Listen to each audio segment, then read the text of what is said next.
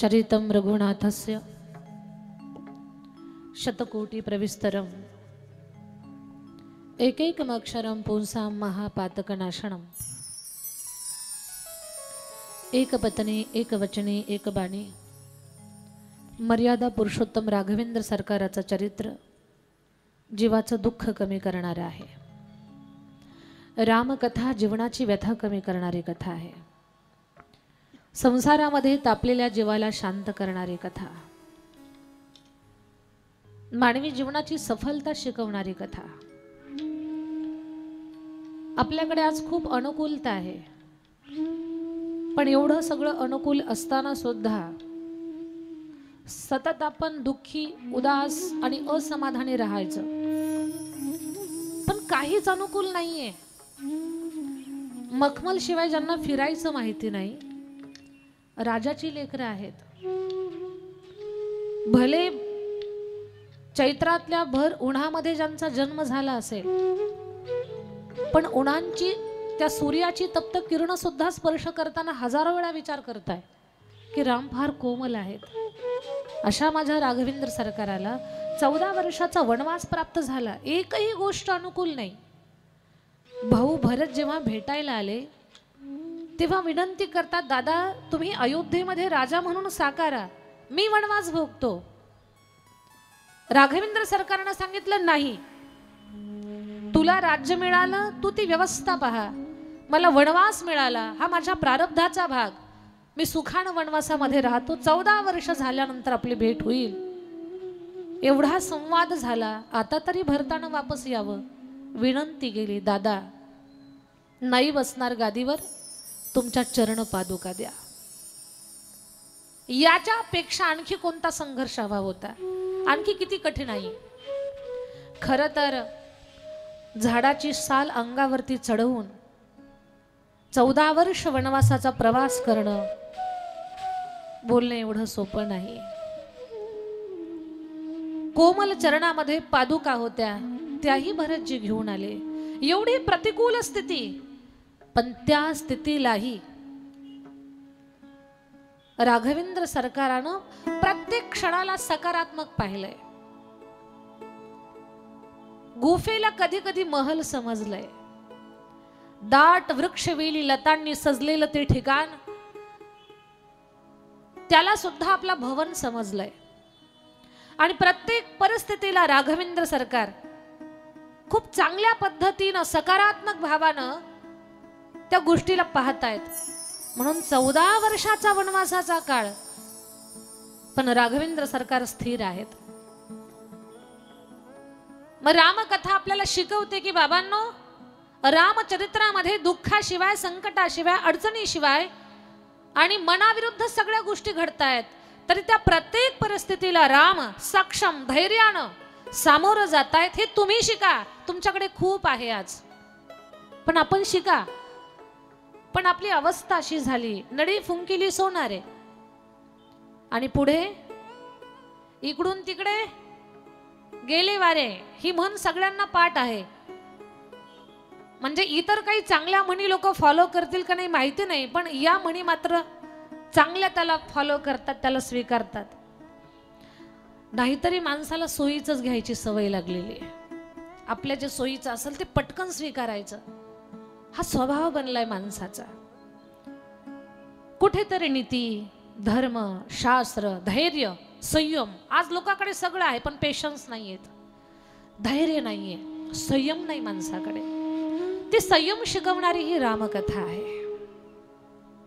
आपल्याला कदाचित 14 महिन्याचा, 14 दिवसांचा, 14 तासाचा, 14 मिनिटांचा सुद्धा संयम सहन होणार नाही एखाद्या कठीण प्रसंगी, पण राम 14 वर्षाचा वनवास सहन करतायत। आणि तुमच्या माझ्यासाठी राम एक जगण्याचं सूत्र आणि शास्त्र, त्याची रचना या 14 वर्षाच्या काळामध्ये राघवेंद्र सरकाराच्या चरित्रातून घडते। आणि ते एवढं सुंदर चरित्र आहे की ते चरित्र घडलं त्रेतायुगामध्ये, पण आजही कोपरगावमध्ये भाविकांची प्रचंड गर्दी रामकथा ऐकण्यासाठी आहे। प्रचंड गर्दी। ती रामकथा फक्त कोपरगावकर ऐकतात असं नाही, जिथे जिथे रामकथा आहे, रामगाथा आहे, तिथे भाविकाला बोलवायची गरज नाही। रामचरित्र असं आकर्षण करतं भक्तांचं की तो भाव तो भक्त स्वतःला थांबवू शकत नाही. कधी स्वतःच्या गाडीनं, कधी टू व्हीलरनं, कधी फोर व्हीलरनं, कधी दोन पायाचीच गाडी करून पळत सुटतो धाव घेत रामकथेच्या पॅन्डॉल पर्यंत. तर अशी ही सुंदर रामकथा, या रामकथेचं चिंतन कालपासून आपण करत आहोत. कथेच्या द्वितीय दिवसामध्ये सर्व रामभक्तांचं अंतःकरणपूर्वक स्वागत आहे सांभाळायला. आणि विशेष म्हणजे साहेबांच्या कुटुंबातली सगळी माणसं अगदी अप टू डेट, जसं सांगितलं तसं त्या पोशाखात, त्या वेशात, त्या रंगात सर्वजण आहेत. आणि माझ्या महिला भगिनींनी सुद्धा माझा शब्द सांभाळला. आमचे काही पुरुष भाविक सुद्धा, मी काल बोलले की जे कलरचे शर्ट वापरत असतील त्यांनी पिवळ्या रंगाचा पोशाख घालून या. तर सगळ्यांनी माझा शब्द सांभाळला, त्याबद्दल सगळ्यांचं कौतुक. आणि कौतुक म्हणून तुम्हीच तुमच्यासाठी टाळी वाजवा एकदा. मनापासून सगळ्यांचे धन्यवाद. आणि हाच उत्साह, हा भाव असणं फार गरजेचं आहे. आता असं नको वाटायला कार्यक्रम आपला नाही, मग आपण का बरं एवढं लगेच आपण तयार होऊन जायचं. हा भाव जागा झाला पाहिजे की हा कार्यक्रम माझा आहे, ही कथा माझी आहे, हा सगळा माझा परिवार आहे, या परिवाराशी आम्ही कनेक्ट आहोत, जोडलेले आहोत. तर हा भाव तुमच्या सगळ्यांच्या मध्ये मला दिसतोय. मला खूप आनंद वाटतोय. काल तर साडीचा रंग सांगितल्यापासून माझ्या ताईंना झोप सुद्धा आली नसेल. काही तर रात्री एक दोन वेळा कपाट उघडून परत कलर आहे का पाहून परत झोपले पण असतील. तर हा उत्साह आहे आणि हा उत्साह फार गरजेचा आहे. नाही तर बऱ्याच वेळेला आपली तोंड अशी असतात ना, जणू काही घड्याळात 12 वाजले. खरं सांगते मी तुम्हाला, तुमच्या खिशात किती पैसे आहेत ना लोक पाहत नाही. तुमच्या गालावरती हसू किती लाख मोलाचं आहे ना हे लोक पाहिल्याशिवाय राहत नाही. माणसाच्या जीवनातली सगळ्यात मोठी श्रीमंती म्हणजे गालावरचं हसू, ती प्रसन्नता. आता काही लोकांची तोंड अशी असतात ना, त्यांचं तोंड पाहिलं की आपल्यालाच वाटतं आपलं काही चुकलं की काय म्हणून. आपणच कन्फ्यूज होतो. चेहरा सदा प्रसन्न ठेवा. या गोष्टीवर मी तुम्हाला खूप बोलत जाणार आहे, तुमच्यासोबत गप्पा मारणार आहे, चर्चा करणार आहे. आणि सगळं बोलत असताना राम भगवंताच्या सीतामाईच्या चेहऱ्यावरचं सौंदर्य, वनवासाला निघाल्यापासनं अयोध्येला परत पोहोचेपर्यंत त्या भावामध्ये काही बदलच झाला नाही, ते आपल्याला शिकायचं आहे. आणि हे शिकवण्यासाठीच सहकार महर्षी माजी मंत्री स्वर्गीय शंकररावजी गेणूजी कोल्हे साहेबांचं तृतीय पुण्यस्मरण. आणि या तृतीय पुण्यस्मरणानिमित्तानं संगीतमय श्री रामकथा या कथेचं भव्य आयोजन केलं. खरं तर खूप मोठा परिवार आहे स्वर्गीय साहेबांचा. श्रीमान बिपिनदादा शंकरराव कोल्हे, सौ स्नेहलताताई बिपिनदादा कोल्हे सुनबाई आहेत.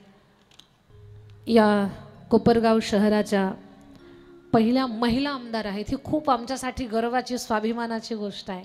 या गोष्टीचा खूप आनंद वाटतोय मला. श्रीमान विवेक भैया बिपिनदादा कोल्हे नातू आहेत.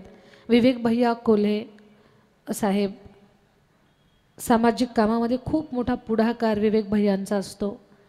अगदी त्यांच्यासोबत त्यांच्या सौभाग्यवती आणि हे सगळं कुटुंबच तसा जर विचार केला तर विवेक भैयांच्या सौभाग्यवती सौ रेणुकाताई विवेक भैया कोल्हे नाचून आहेत. अध्यक्षा कोपरगाव तालुका स्वयंसहायता महिला बचत गट. ईशानदादा बिपिनदादा कोल्हे, श्रद्धाताई ईशानदादा कोल्हे, पूर्ण कुटुंब, सगळी माणसं स्वतःच्या कामामध्ये, स्वतःच्या सेवेमध्ये अगदी व्यस्त आहेत. आणि खरं सांगते मी तुम्हाला, कौतुक हे काम करणाराचं असतं, सेवा कराराचं असतं. रात्रंदिवस हे हा सगळा परिवार आपल्या पूर्वजांची शिकवण, स्वर्गीय साहेबांची शिकवण, त्या शिकवणीचा, त्या विचाराचा वसा आणि वारसा घेऊन त्यांचा प्रवास चालू आहे. आणि खूप प्रेमानं या कुटुंबानं, सेवेनं, कर्तृत्वानं, कर्मानं, कामानं ही या कोपरगाव शहरामधली, या पूर्ण प्रभागातली, या मतदारसंघातल्या माणसांसाठी, तळागाळातल्या लोकांसाठी काम करत करत प्रत्येक माणूस जोडत गेलेले आहेत. आणि आज छत्रपती शिवरायांची जयंती आहे. आणखी एक विशेष गोष्ट आहे आज. म्हणजे पहा ना, स्वर्गीय साहेबांचं पुण्यस्मरण खूप मोठे पर्व काळ आलेले आहेत या काळामध्ये. पहिले तर काल तुकोबारायांची तुकाराम बीज, आज छत्रपती शिवरायांची जयंती, नाथषष्ठीचा सुद्धा काळ याच काळामध्ये आहे. नाथषष्ठीचा पर्व काळ, खूप मोठे पर्व काळ या कार्यक्रमामध्ये, या सोहळ्यामध्ये एकत्र आले. आणि हे सगळे पर्व काळ जेव्हा एकत्र आलेले माझ्या लक्षात आले ना, तेव्हा एक गोष्ट माझ्या लक्षात आली की एकदा नारदजी प्रवास करत होते, फिरत होते नारायणाचं भजन करत. नारायणाचं भजन करत असताना एक राजाकडे गेले. राजा खूप धार्मिक होता. राजाने विचारलं, नारदजी या, तुमचं स्वागत आहे, मला खूप आनंद झाला तुम्ही आलात म्हणून. पाद्य पूजन केलं, सत्कार केला, सन्मान केला, सगळं झालं. आणि सेवा झाल्यानंतर नारदजीच्या हातामध्ये एक रजिस्टर होतं. विचारलं, हे रजिस्टर कसलं आहे? म्हणे हे रजिस्टर थोडंसं विशेष आहे. म्हणे काय विशेष आहे याच्यामध्ये? म्हणे या रजिस्टरमध्ये अशा काही भक्तांची, अशा काही लोकांची यादी आहे की ज्या लोकांना मनातून देव आवडतो, अशा लोकांची यादी आहे याच्यामध्ये.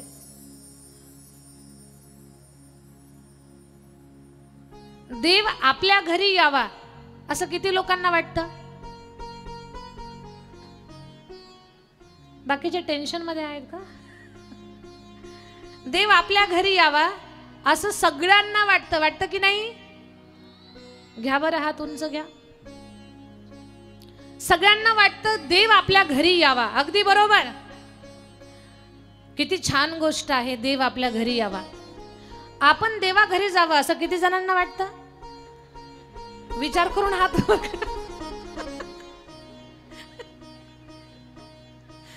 काही गडबडीत हात वर केले, पुन्हा दचकले, खाली घेतले हात.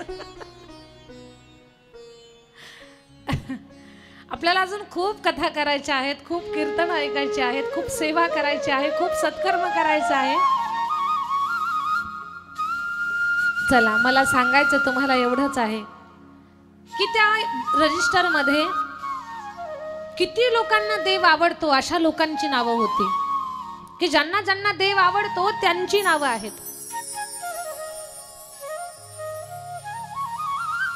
ती नावं वाचली राजानं. राजाला पण देव फार आवडत होता, पण राजाचं नाव त्या यादीमध्ये नव्हतं. राजा म्हटलं, चला असू दे, अजून आपण त्या योग्यतेचे झाले नाहीयेत म्हणून तर आपलं नाव आलं नाही. मग काही दिवसानं पुन्हा नारदजी त्याच राजाकडे आले. आजही हातात एक रजिस्टर होतं. राजानं विचारलं, गुरुदेव मागच्या वेळेला पण एक रजिस्टर घेऊन आला, त्या रजिस्टरमध्ये ज्या ज्या लोकांना देव आवडतो अशा लोकांचं यादीमध्ये नाव. आज काहीतरी वेगळं रजिस्टर आहे, रंग बदललेला आहे, सांगा बरं हे रजिस्टर कसलं आहे? नारदजीनं सांगितलं, राजा हे रजिस्टर त्याही पेक्षा थोडंसं खास आहे. म्हणजे काय आहे? म्हणजे पहिलं जे रजिस्टर होतं ना, तर ज्या लोकांना देव आवडतो त्या लोकांची नावं होती. पण आता हे रजिस्टर असं आहे, देवाला जी लोक आवडतात ना त्यांची नावं याच्यामध्ये आहेत. देवाला जी लोक आवडतात. राजा म्हटलं, आपलं तर पहिल्याच रजिस्टर मध्ये नाव नव्हतं, आता याच्यात तर येणारच नाही. पण तरी एक उत्सुकता असते की आपल्या आजूबाजूचं कोणी आहे का त्याच्यामध्ये.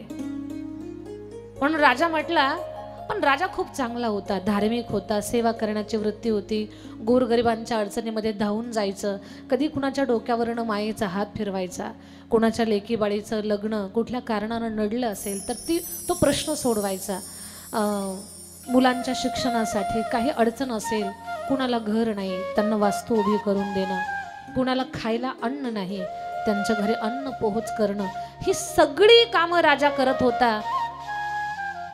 राजा खूप चांगला होता, पण पहिला रजिस्टर मध्ये नाव न आल्या कारणानं थोडा दचकला. पण पुन्हा उत्सुकता की आपल्या आजूबाजू कोणाचं नाव आहे का त्याच्यामध्ये. तर मग पाहूच आपण कोणाचं नाव असेल तर. गुरुजी मला तर रजिस्टर पाहायचंय. रजिस्टर पाहिलं.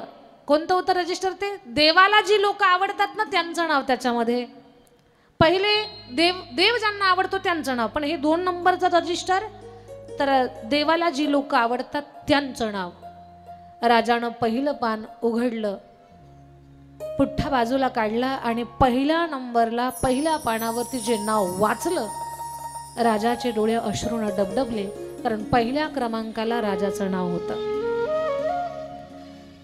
देवाला जी लोक आवडतात त्या यादीमध्ये, मग देवाला आवडतात त्या यादीमध्ये राजाचं पहिल्या क्रमांकाला नाव, तर का आवडली देवाला ही माणसं?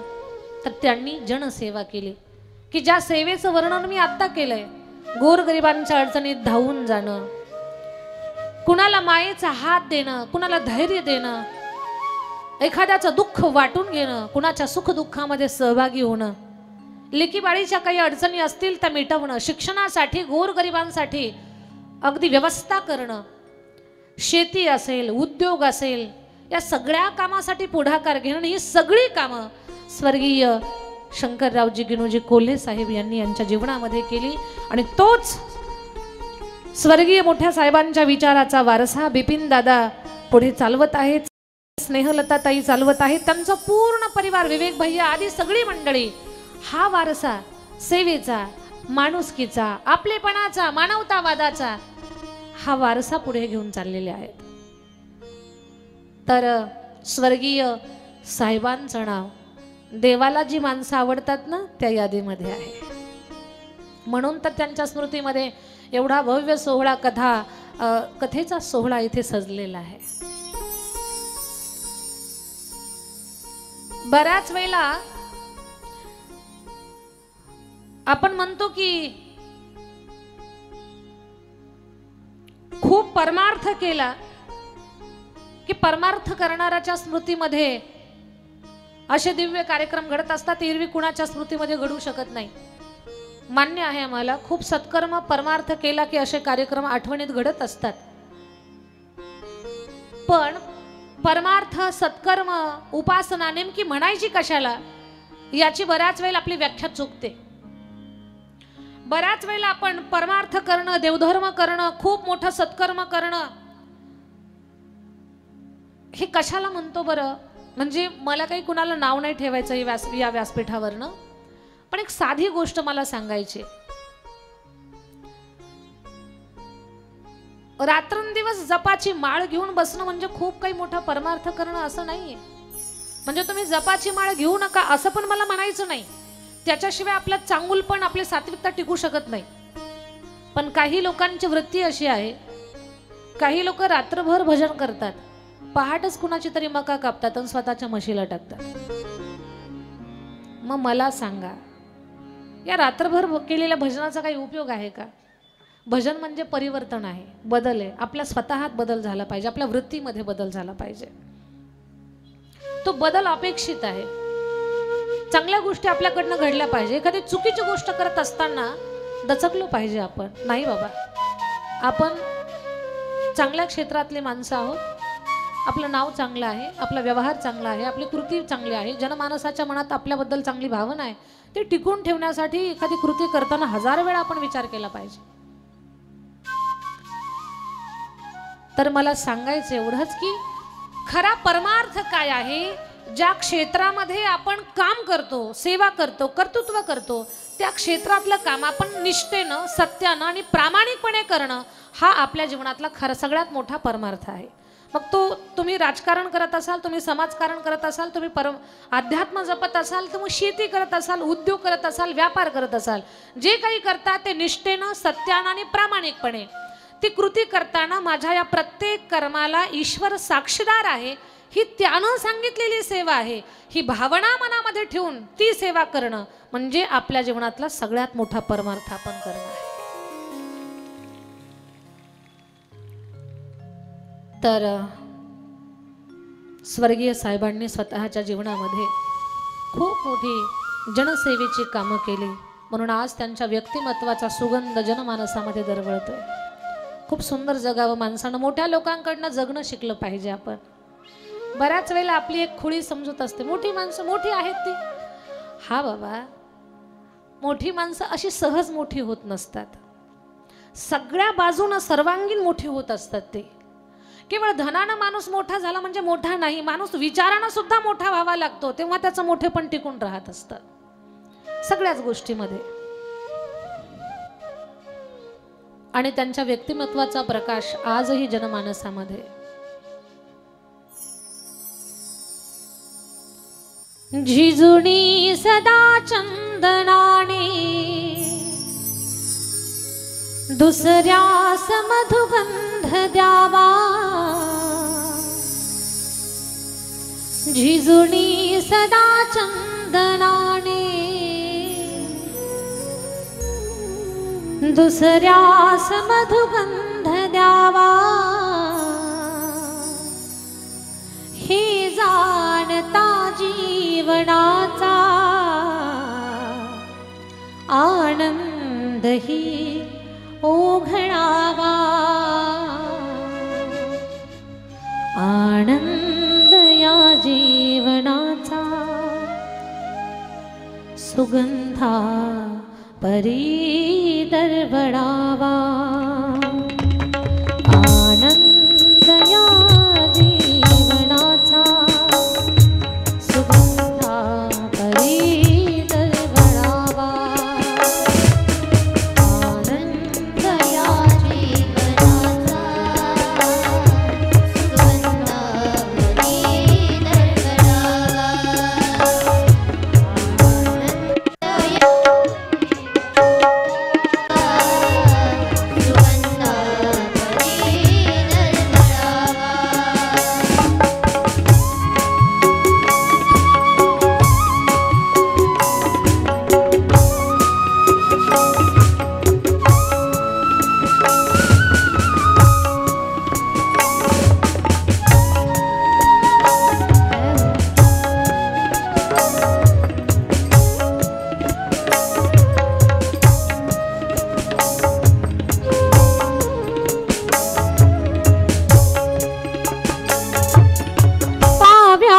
तला सूर जैसा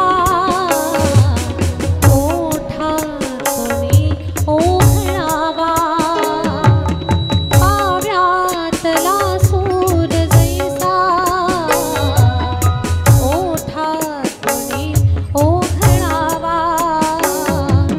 आनंद या जीवनाचा सुगंधा परी दरवळावा,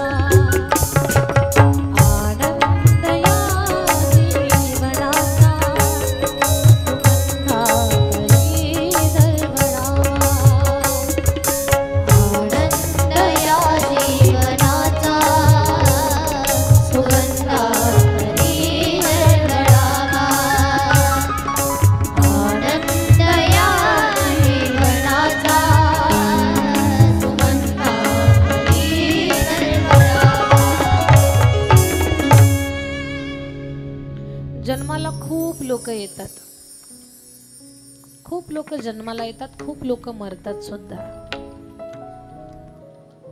पण अशी काही माणसं या पृथ्वीवर जन्माला येतात ना, ती माणसं मेली तरी जिवंत राहतात, नावानं, कर्मानं, कर्तृत्वानं. काही माणसं जिवंत असून मेल्यासारखे असतात, काही माणसं मेली तरी जिवंत राहतात. साहेबांचं शरीर नाही आज, पण आपण सगळेजण त्यांच्या आठवणी जमा झालो आहोत इथे. 3 वर्ष झाले हा सुंदर सोहळा चालू आहे स्मृतीमध्ये.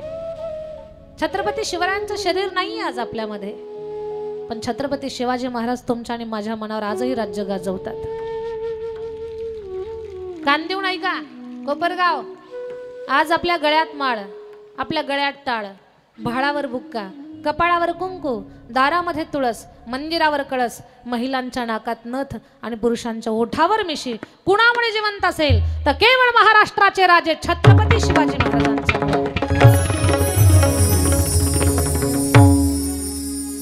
छत्रपती शिवाजी महाराजांनी तळागाळातल्या माणसासाठी काम केलं, गोरगरीब लोकांसाठी काम केलं, सर्वसामान्यांसाठी काम केलं.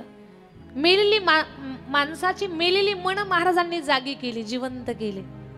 150 वर्षाची गुलामगिरी संपवली, साधी गोष्ट नाही. आदिलशाही, मुघलशाही, कुतुबशाही, निजामशाही, अनेक शाया आणि एवढ्या शाह्यांना शह देणं सोपं नाही. मुठभर मावळे हाताशी आहेत, तेही त्यांचा अगोदर स्वाभिमान जागा केला, त्यांची मन जागी केली. अरे किती दिवस हे सहन करणार आहात तुम्ही? खर तर शरीर सगळ्यांची जिवंत होती, पण मन मरून गेली होती. महाराजांनी मन जाग केलं. किती धैर्य ठेवलं असेल महाराजांनी स्वतःकडे. कारण छत्रपती शिवरायांच्या अगोदर सुद्धा कितीतरी राजा महाराजांच्या मनात, चांगल्या लोकांच्या मनात आलं असेल, अरे हे बरं नाही, पण तोंड कोण देणार? काही तर मुकाट्यानं गुलाम होऊन जगत होते. पण आई भगवतीचा प्रसाद छत्रपती शिवाजी महाराज, मा साहेबांनी आई भगवतीला प्रार्थनाच तशी केली होती, मा या सगळ्या दुष्ट जुलमी राजवटींना संपवण्यासाठी मला ताकद दे, मला बळ दे, माझ्या भुजामध्ये तू संचार ना. आई तुला हे काम माझ्याकडनं करून घ्यायचं नसेल, तसा पुत्र माझ्या पोटी जन्माला घाल. या सगळ्या जुलमी राजवटीसाठी तो धगधगत्या सूर्यासारखा असला पाहिजे, तो लाव्हा रसासारखा असला पाहिजे. त्यांना अशी आग ओकावी की ही गुलामगिरी करणारी माणसं त्या आगेमध्ये जळून खाक झाली पाहिजेत. आई भगवतीला प्रार्थना केली आणि असा पुत्र माँसाहेब जिजाऊ यांच्या पोटी जन्माला आला की त्या लेकरानं 150 वर्षाची गुलामगिरी या महाराष्ट्रातून संपवली आणि स्वराज्याची पताका फडकवली. 350 किल्ल्याचा मालक माझा राजा, त्या माझ्या राजानं किल्ल्यापेक्षाही माणसाच्या मनामध्ये स्वाभिमानाचा किल्ला उभा केला, माणुसकीचा भाव जागा केला, मानवतावादाचा पुरस्कार केला. आज एक वेळेला पोरगा बापाचा फोटो घरात लावायला विसरून जाईल, पण माझ्या छत्रपती शिवरायांचा फोटो घरामध्ये लावायला विसरत नाही. कारण महाराजांचे तेवढे उपकार, महाराजांचं कार्य, महाराजांचं कर्तृत्व. 50 वर्षाचं आयुष्य जगला माझा राजा, फक्त 50 वर्षाचं. 16व्या वर्षी स्वराज्य स्थापनेची शपथ घेतली. पुढचे 35 वर्ष अहोरात्र सह्याद्रीच्या दऱ्याखोऱ्यातून प्रवास केला आणि 35 वर्षामध्ये 36 जिल्ह्याचा महाराष्ट्र जोडला छत्रपती शिवरायांनी. आपण आपल्या आयुष्याचे 35 दुणे 70 वर्ष प्रपंचात घालवतो, 4 लोकांचं कुटुंब जोडू शकत नाही. महाराजांनी उभा महाराष्ट्र कसा जोडला असेल याचा विचार करा. छत्रपती शिवरायांचं शरीर नाही आज, पण महाराजांचे विचार आपल्यामध्ये आहेत. त्यांनी केलेलं कर्तृत्व, त्यांनी केलेलं कार्य, या सगळ्या गोष्टी आजही रायगडावरती जा, गावाकडे माणसं मेल्यासारखी जगतील, पण रायगडावर पाऊल टाकला की काय त्या मातीची ताकद. असं वाटतंय तलवार घेऊन, पण आता ते दिवस नाहीयेत. आता कुठे जायचं नाही तलवार घेऊन. आता फक्त महाराजांनी जे सौभाग्य स्वराज्याचं आपल्या झोळीमध्ये, आपल्या उंजळीत टाकलंय ना, त्याला जपायचं. परंपरा जपायच्या, संस्कृती जपायची आहे. महाराजांचा संस्कार जे त्यांनी दिलंय ना आपल्याला संस्कार, त्याला सांभाळायचं आहे. आणि कान देऊ नये का, आपण साधारण नाहीयेत. महाराष्ट्रातली माणसं साधारण नाही. आपण छत्रपती शिवरायांची लेकरं आहोत. आपण खूप खूप चांगल्या पद्धतीने आपला व्यवहार, आपली कृती, आपलं जगणं, आपलं वागणं खूप जबाबदारीनं असलं पाहिजे. आपण सामान्याची लेकरं नाहीयेत. असं एकच सांगायचं आहे मला तुम्हाला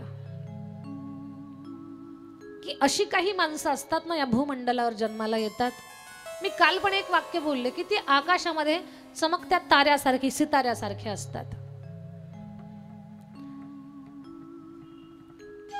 असंच स्वर्गीय रत्न स्वर्गीय शंकररावजी कोल्हे साहेब त्यांच्या स्मृतीमध्ये काहीतरी ज्ञानदान आपल्या सगळ्यांना प्राप्त व्हावं म्हणून रामकथेचं नियोजन,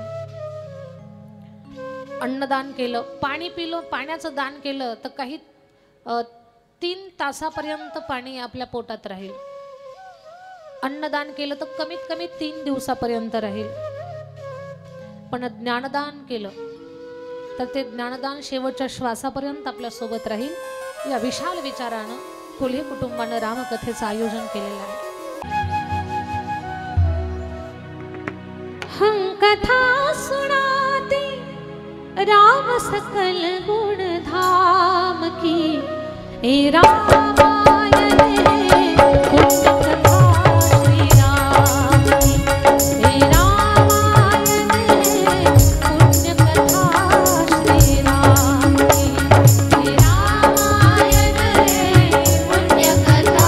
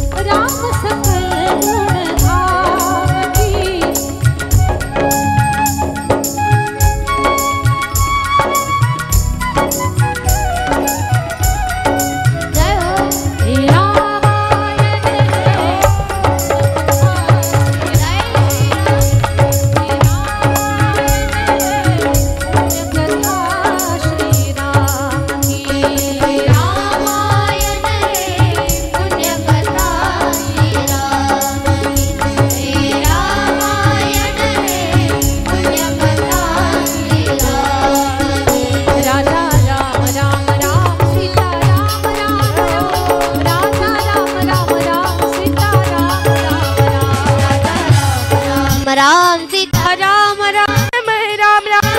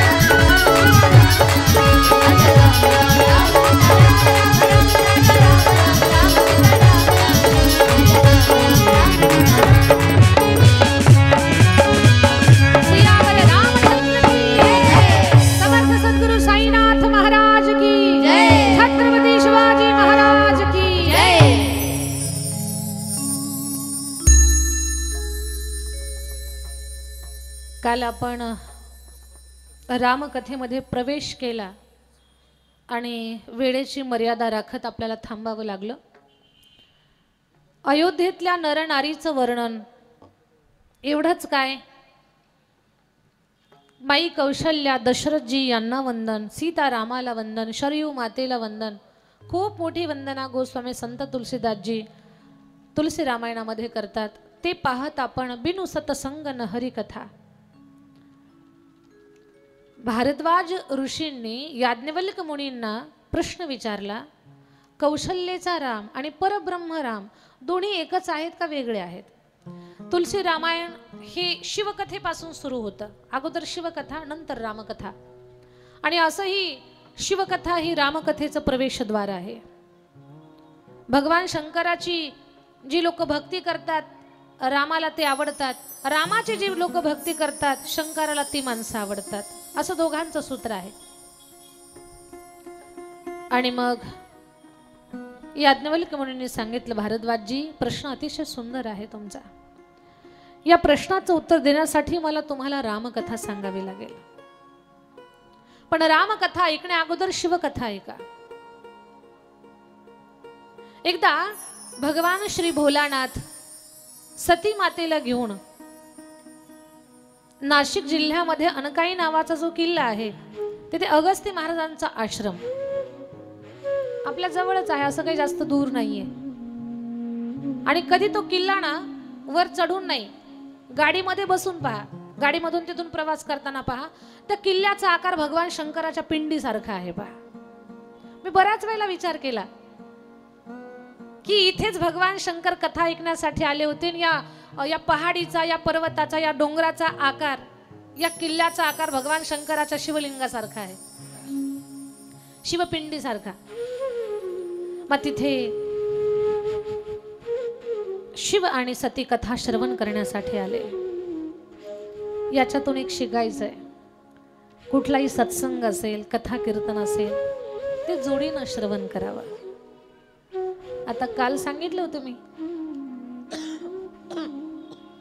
एका माणसानं 4 माणसं घेऊन या. बऱ्याच लोकांच्या प्रयत्नाला यश आलंय. आणि ज्यांच्या प्रयत्नाला यश आलं नाही मग त्यांनी आपल्या घरची जोडी घेऊन आली, चल म्हणे कथेला, असंही झालं असेल. खूप आनंद वाटतोय, आज आपली संख्या वाढली, या गोष्टीचा मला आनंद आहे. कथा कीर्तन अध्यात्म सत्संग या सगळ्या गोष्टीमध्ये पती पत्नी दोघांनी सहभागी झालं पाहिजे. भगवान श्री शंकर सती मातेला घेऊन कथा ऐकण्यासाठी गेले. ऐका बरं माझ्या ताई दादांनो, अगस्ती महाराजांना एवढा आनंद झाला की साक्षात भगवान श्री भोलानाथ आपली कथा ऐकायला आले. आणि रामकथा तर महादेवाला आवडणारा विषय. भगवान श्री शंकरानं खूप श्रद्धेनं कथा ऐकली, पण सती मातेनं ऐकली नाही.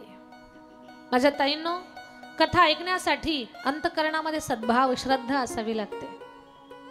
श्रद्धेशिवाय कथेची गोडी लागतच नाही. उत्तर भारतातले महात्मे आहेत, अयोध्येतले, खूप माया करतात आमच्यावरती. त्यांच्या तोंडातून एक वाक्य ऐकलं होतं मी. त्यांनी मला सांगितलं, बेटा कथा तो सुनने की चीज है. कथा ऐकण्याची गोष्ट आहे. भले आपल्याला ती माहिती असेल तरी पण जी माणसं भक्तिभावानं कथा श्रवण करतात ना, भगवान परमात्माचा विशेष आशीर्वाद त्या लोकांना प्राप्त होत असतो. आणि आपण सगळी लोक कृपा पात्र आहात. रामकथा माहिती असताना सुद्धा बहुसंख्येनं हजेरी लावून श्रद्धेनं कथा ऐकता. तुमच्या या सद्भावनेला मी व्यासपीठावरनं वंदन करते. असाच आपल्या अंतकरणातला भाव टिकून राहावा आणि तुमचं कोटी कल्याण व्हावं, एवढीच भगवान परमात्माच्या चरणी प्रार्थना.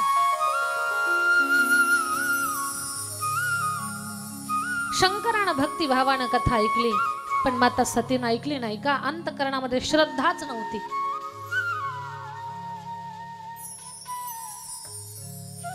शिव आणि सती निघाले. त्रेतायुगातली ही घटना आहे. जात असताना ज्या माझ्या राघवेंद्र सरकाराची कथा आपण ऐकली, ते माझे राम या पंचवटीमध्ये फिरतायत. माझ्या देवानं मला दर्शन दिलं. भगवान भोलेनाथाला आनंद झाला की ज्या माझ्या आराध्याची कथा श्रवण केली त्या आराध्याचं दर्शन मला झालं. अष्ट सात्विक भाव जागे झाले. अश्रून डोळे डबडबले, ओठ कापरे झाले, कंपायमान झाले आणि कंठातून स्वर बाहेर पडला, सजदानंद भगवान आपकी जय हो, जय हो, जय हो, जय हो, जय हो. माता सतीने विचारलं, स्वामी कुणाचा जय जयकार करता? महादेवानं सांगितलं, सती ज्या माझ्या रामरायाची कथा आपण ऐकली ना, तो माझा देव पहाण पंचवटीमध्ये आहे. माझ्या देवाला मी नमस्कार केला. सती माता म्हणतात, मला पण पहायचेत राम. पाहिलं सती मान तर राम एका झाडाला मिठी मारत होते. जानकी सीते शोक करत होते. सती माता आश्चर्यचकित झाली आणि मनात एक प्रश्न उभा राहिला. अरे अगस्ती महाराजांनी तर सांगितलं होतं राम परब्रह्म आहे. मग राम जर परब्रह्म आहे तर परब्रह्माला वियोग कसला? राम जर साक्षात ईश्वर आहे तर त्याला का बरं माहिती नाही आपली पत्नी कोण चोरून घेऊन गेलं? काय आहे हे नेमकं? खरंच हा देव आहे का देव असण्याचं सोंग आहे? मनात प्रश्न निर्माण झाला. माझ्या ताई दादांनो, कधी ईश्वरा संदर्भात असे प्रश्न मनामध्ये निर्माण करू नका. सती माता शंकराची अर्धांगिनी आहे, पण रामाबद्दल असा संशय मनात निर्माण झाला तर पुढे मा सतीची काय अवस्था झाली आपल्या सगळ्यांना माहिती आहे. ती लीला होती हे सती मातेला कळायला पाहिजे होतं. पण सती मातेनं प्रश्न मनात उभा केला की राम परब्रह्म आहे तर परब्रह्माला वियोग कसला? एवढ्यावर शांत नाही थांबल्या. मनात आलं आपण परीक्षा घेऊ. एवढ्यावर गप्प बसल्या नाही. मनात म्हणतात आमच्या महादेवाला काही कळतच नाही. आमच्या देवाला काही कळतच नाही. हा शब्द कानपाट असेल तुम्हाला. कोपरगाव मनावर नका घेत जाऊ या शब्दाचं, कारण या खूप भोळ्या आहेत, खूप सरळ आहेत, निष्पाप आहेत. म्हणतात तुम्हाला तसं पण तुमचंच ऐकतात. मग नेमकं काय समजायचं? तुम्हाला कळत नाही की यांना कळत नाही? आमच्या ह्यांना काही कळत नाही. आमच्या महादेवाला काही कळत नाही, कुणालाही देव म्हणतात. आपली पत्नी कोण चोरून घेऊन गेलं हे ज्याला माहिती नाही त्याला देव म्हणताय, त्याला हात काय जोडताय, त्याची कथा काय ऐकताय. मनात ठरवलं परीक्षाच घेते. माझ्या ताई दादांनो, ईश्वर हा परीक्षेचा विषय नाही. वाक्य घरी घेऊन जा. ईश्वर परीक्षेचा विषय नाहीये, ईश्वर हा प्रतीक्षेचा विषय आहे. देवाची कधी परीक्षा घ्यायची नसते, त्याची प्रतीक्षा म्हणजे त्याची वाट पाहायची असते. पण काही लोकांचं जगणं एवढं कठीण ना, असं कधी कधी वाटतंय ना. काही लोक काय म्हणतात, देवाला काही कळतच नाही असंही म्हणतात काही जण. ऐकताय ना तुम्ही? काही लोक काय म्हणतात, देवाला काही कळतच नाही. या लोकांचं बोलणं ऐकलं ना, मग आम्हालाही वाटतं देवानंही असले जन्माला घातले, खरंच देवाला काही कळत नाही. अरे देवाला काही कळत नाही म्हणणाऱ्यांनी थोडा विचार करायचा. बरं काही काही लोकांना असे येतात, म्हणतात महाराज देव आहेच का? हो आहे. नाही म्हणे आम्ही पाहिलं नाही, मग कशावरनं समजायचं आहे? म्हणजे आपण पाहिला तरच देव आहे आणि नाही पाहिलं तर देव नाही असं थोडंच. असल्या लोकांना ना थोडी त्यांच्याच भाषेत उत्तर द्यावी लागतात. काही काही महात्मा मंडळ एवढं गोड उत्तर देतात अशा लोकांना. महाराज म्हणतात ठीक आहे, तुम्ही देव नाही पाहिला म्हणून तुम्हाला वाटतं देव नाही. तुम्ही तुमचे पंजोबा पाहिले का हो? म्हणे नाही. मग आमचा पण दावा आहे तुम्हाला पंजोबाच नाही. कळतंय ना तुम्हाला? माणूस रागावला, अरे पंजोबा होते म्हणून आजोबा, आजोबा होते म्हणे वडील, आणि वडील आहेत म्हणून मी आहे. महाराज म्हणतात न पाहिलेले पंजोबा तुला मान्य आहेत, ज्यानं जग निर्माण केलं तो देव तुला का मान्य नाही? काही लोक तर एवढी ऍडव्हान्स आहेत ना. काही लोक काय म्हणतात, देव सगळीकडे भरलेला आहे, देव सगळीकडे भरलेला आहे, मग मंदिरासाठी कोट्यवधी रुपये खर्च करण्याची काय गरज? असल्या लोकांना काय उत्तर द्यायचं ते ऐकून घ्या, चांगलं पक्क लक्षात ठेवा, बाकीचं विसरलं तरी चालेल. काही लोक म्हणतात देव सगळीकडे भरलेला आहे, मग देवासाठी मंदिर उभं करण्याची गरज काय? देव तर सगळीकडे आहे, मग त्याच्यासाठी मंदिर उभं करण्याची गरज काय? मंदिराची गरज काय? याच्यावर उत्तर द्या. हवा सगळीकडे आहे, आहे की नाही? कोपरगाव, हवा सगळीकडे आहे, पण गाडीचं टायर जेव्हा पंक्चर होतं ना, तेव्हा टायर मधली हवा गेल्यानंतर पंक्चरच्या दुकानाची गरज काय? हवाच गेली त्याच्यातली, अशी धरा नाशी भरा, कारण ती सगळीकडे आहे. ऐकताय ना तुम्हीच? टायर मधली हवाच गेलीये आणि हवा तर सगळीकडे आहे, मग अशी धरा नाशी भरा. मग त्यावेळेला पंक्चरच्या दुकानावर का जाता तुम्ही? टायर मधली हवा कमी झाल्यानंतर जसं पंक्चरच्या दुकानावर जावं लागतं, तसं जीवन जगत असताना आत्मविश्वास रूपी ऊर्जा कमी झाल्यानंतर मंदिरातच जावं लागतं. त्याच्यासाठी मंदिराची गरज आहे. तुमच्या विश्वासाला, आत्मविश्वासाला बळ देणारं, तुम्हाला निर्भय बनवणारं एका भगवंताच्या मंदिराशिवाय दुसरं कोणी नाहीये. तिथे बसलेला मालक, विश्वाचा मालक म्हणतो घाबरू नको, मी तुझ्या पाठीशी, सारा जग तुझी साथ सोडल पण मी तुझ्या सोबत राहील. म्हणून ईश्वराच्या बाबतीमध्ये कधी शंका, कुशंका, संशय या गोष्टीला थाराच देऊ नका माझ्या ताईंनो. परमेश्वरावर ठाम विश्वास ठेवा. आणि ज्यांचा देवावर विश्वास असतो ना, भगवान अशांना तळहाताच्या फोडाप्रमाणे जपतो. तळहाताच्या आणि त्या लोकांनी कधी स्वतःची काळजी चिंता करायची नाही.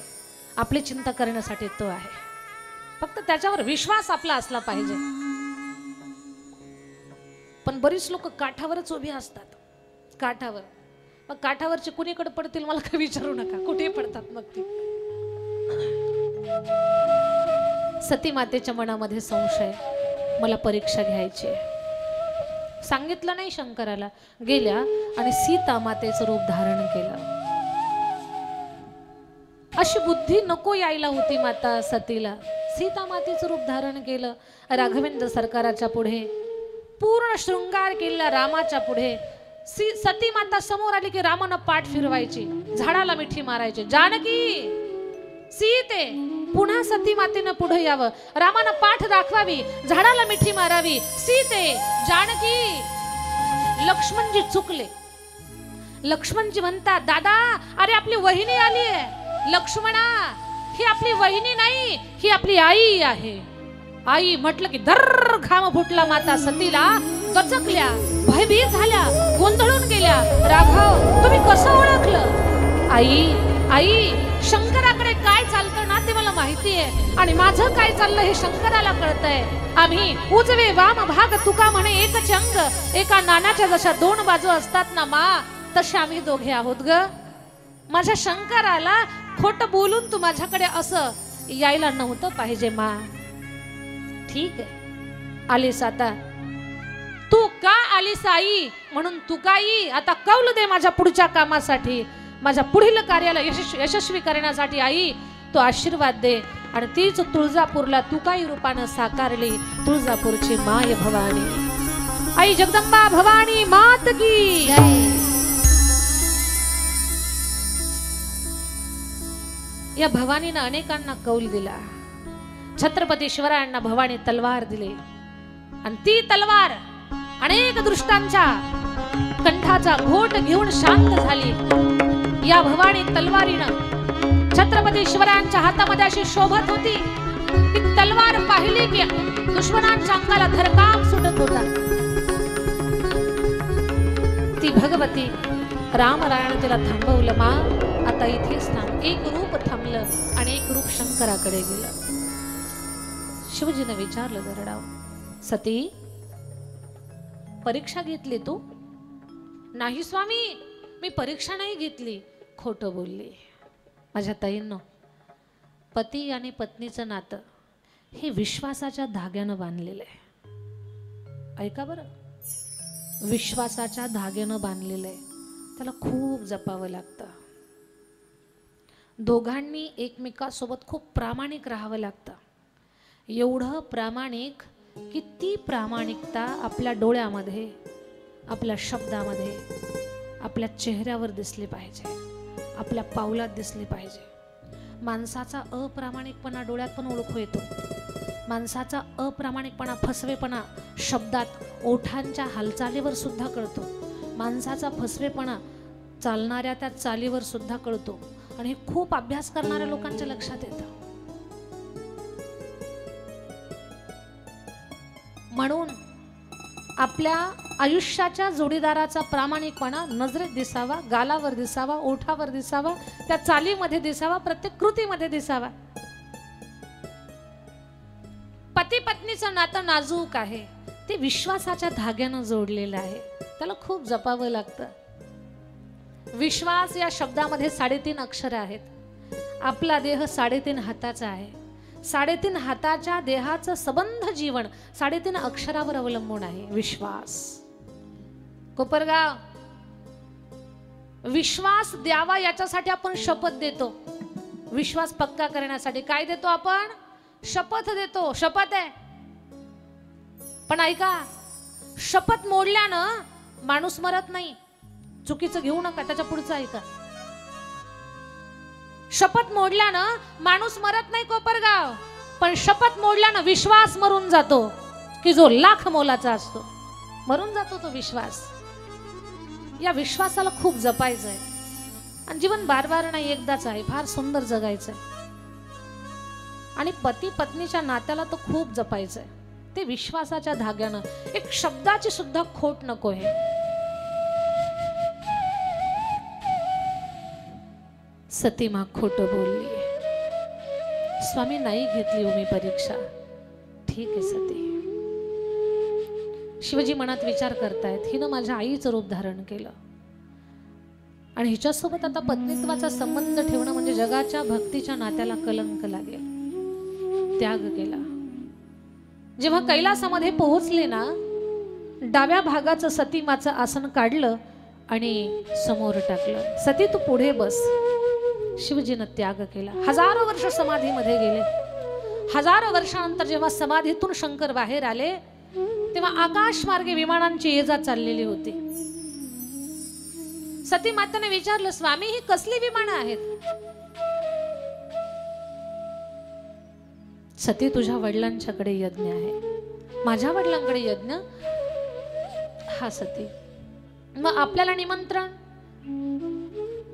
नसल दिलं, हो ना, मलाही वाटतं बाबा असं करणार नाहीत, पण का बरं विसरले असतील, मी जाऊ का? नाही सती, जाऊ नको,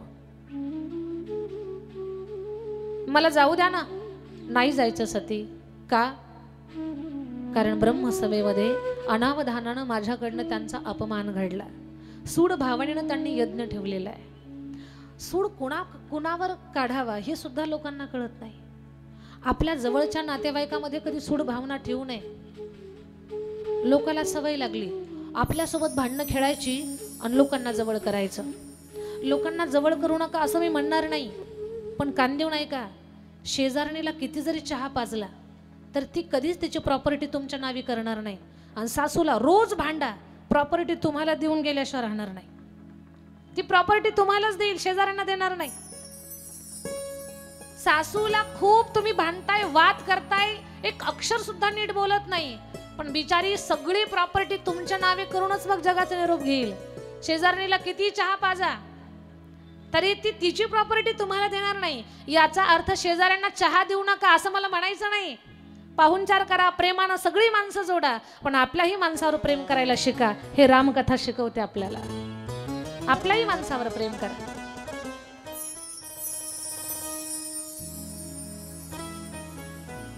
म्हणून कोणत्या नात्यात कशी सूड भावना माणसानं काय कसलं पाहिजे रामायण शिकवतं. सासरा जावयाचं नातं आहे, सासऱ्यानं कधी जावयावर नाराज व्हायचं नसतं. आणि ते सासराच नाराज झाला, सूड भावनेनं यज्ञ ठेवला. मग सती निघाली महादेवाचा शब्द मोडून.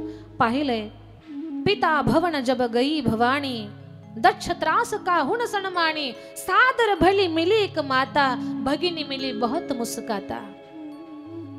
सर्व देव देवतांना पूजेचं स्थान आहे, पण महादेवाला पूजेचं स्थान नाही. वडिलांना समजावून सांगितलं, बाबा शंकराशिवाय यज्ञ पूर्ण नाही होणार, असं करू नका तुम्ही.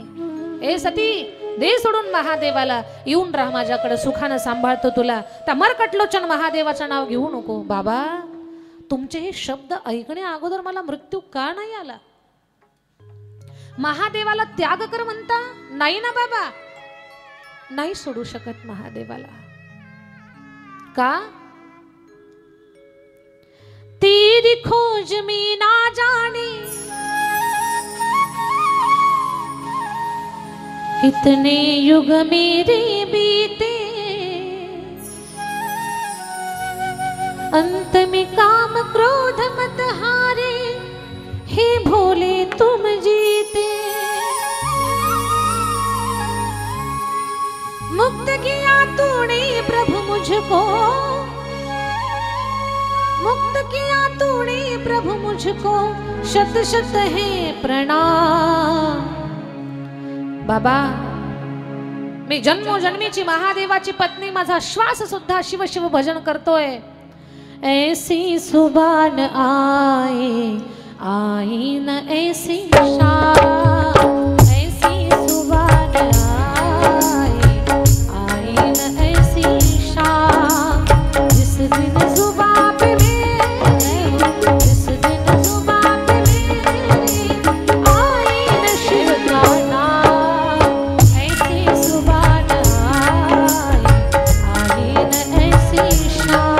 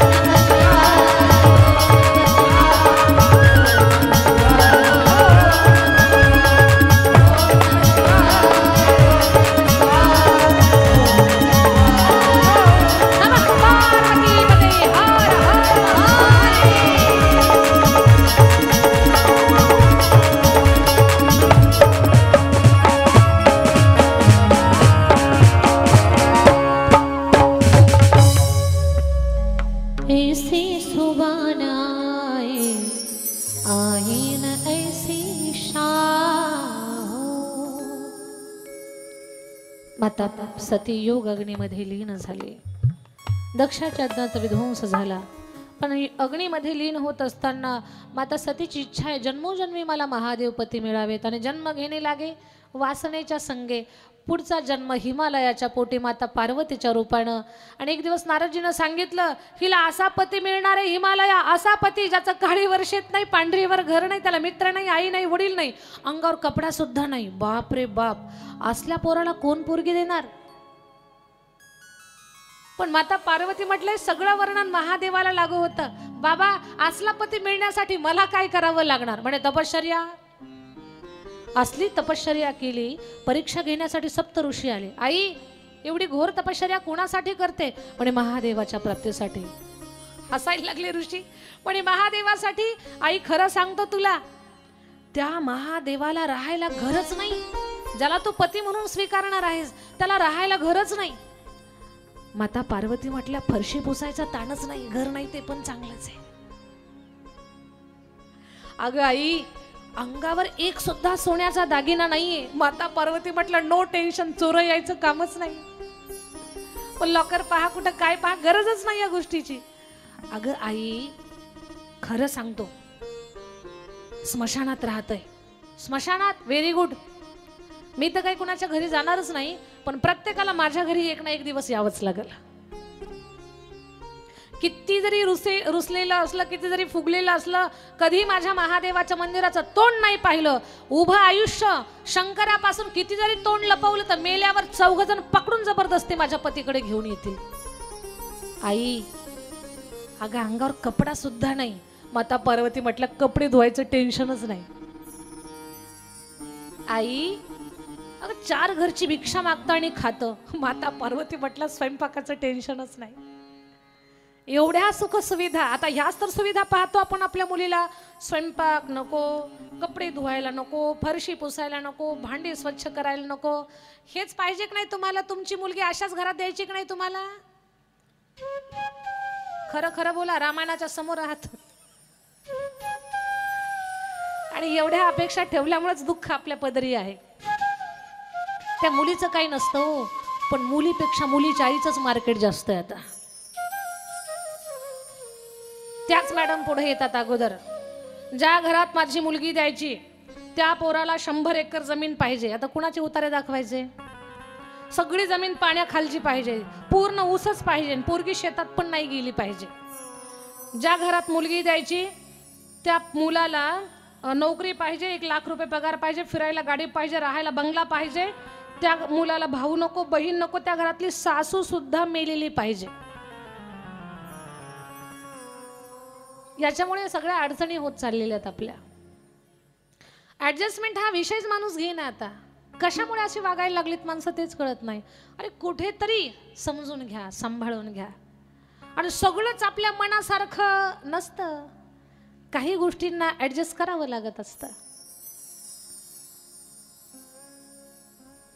माता पार्वतीला सांगितलं, काहीच अनुकूल नाही. माता पार्वती म्हटलं, 1 नंबर, ओके, मी याच अशाच देवासोबत लग्न करणार, महादेवासोबत. परीक्षेत पास झाल्या. आई, लग्नाची तयारी चालू करा. शिवजी आता प्रसन्न होऊन वरात घेऊन येतील. वेळ कमी आहे, नाही तर वरातीमध्ये सुद्धा खूप काही वर्णन करण्यासारखं आहे. शिवजीची वरात गेली. सुरुवातीला थोडीशी आडवाआडवी झाली, नंतर नारदजीनं मध्यस्थी करून विवाह सोहळा पूर्ण झाला. शिव पार्वती कैलासाला आले आणि कैलासामध्ये आल्यानंतर आता माता पार्वती म्हणतात, स्वामी, मागच्या जन्माचं ज्ञान आहे मला, अहंकारानं रामायण ऐकलं नाही, पण आता मला ती रामकथा ऐकायची आहे. राम जन्माची कथा सांगा, रामाच्या बाललीलांची कथा सांगा, गुरु घरी अभ्यासाला गेले ती कथा सांगा, राम सीता स्वयंवराची कथा सांगा, राम वनगमनाची कथा सांगा, सीता हरणाची कथा सांगा, शबरी भेटीची कथा सांगा, जटायू उद्धाराची कथा सांगा, शबरी भेटीची कथा सांगा, वाली वधाची कथा सांगा, सेतू बंधनाची कथा सांगा, सीता शोधाची कथा, सेतू बंधनाची कथा आणि रावण वधाची कथा, राम राज्याभिषेकाची कथा सांगा. पार्वती, रामकथा सांगा म्हणता म्हणता पूर्ण रामकथा तोच मला सांगितली. नाही स्वामी, कथा तर माहिती आहे मला, पण एखाद्या अधिकारी मुखातून जेव्हा आपण कथा ऐकत असतो ना, तेव्हा ऐकण्याचं सुद्धा पुण्य मिळत असतं. म्हणून कथा सांगा. कथा चालू झाल्यापासून हेच तर बोलते मी तुम्हाला. कथा सगळ्यांना माहिती आहे, पण का ऐकायची? तर ऐकण्याचं सुद्धा पुण्य असतं. कथा तो सुनने की बात है, सुनने की चीज है. म्हणून कथा ऐकायची. शंकराला आनंद झाला आणि भगवान भोलेनाथ म्हणतात, धन्य धन्य गिरिराज कुमारी, तुम समान नहीं कोई उपकारी. धन्य धन्य गिरिराज कुमारी, तुम समान नहीं कोई उपकारी. पूछो रघुपति कथा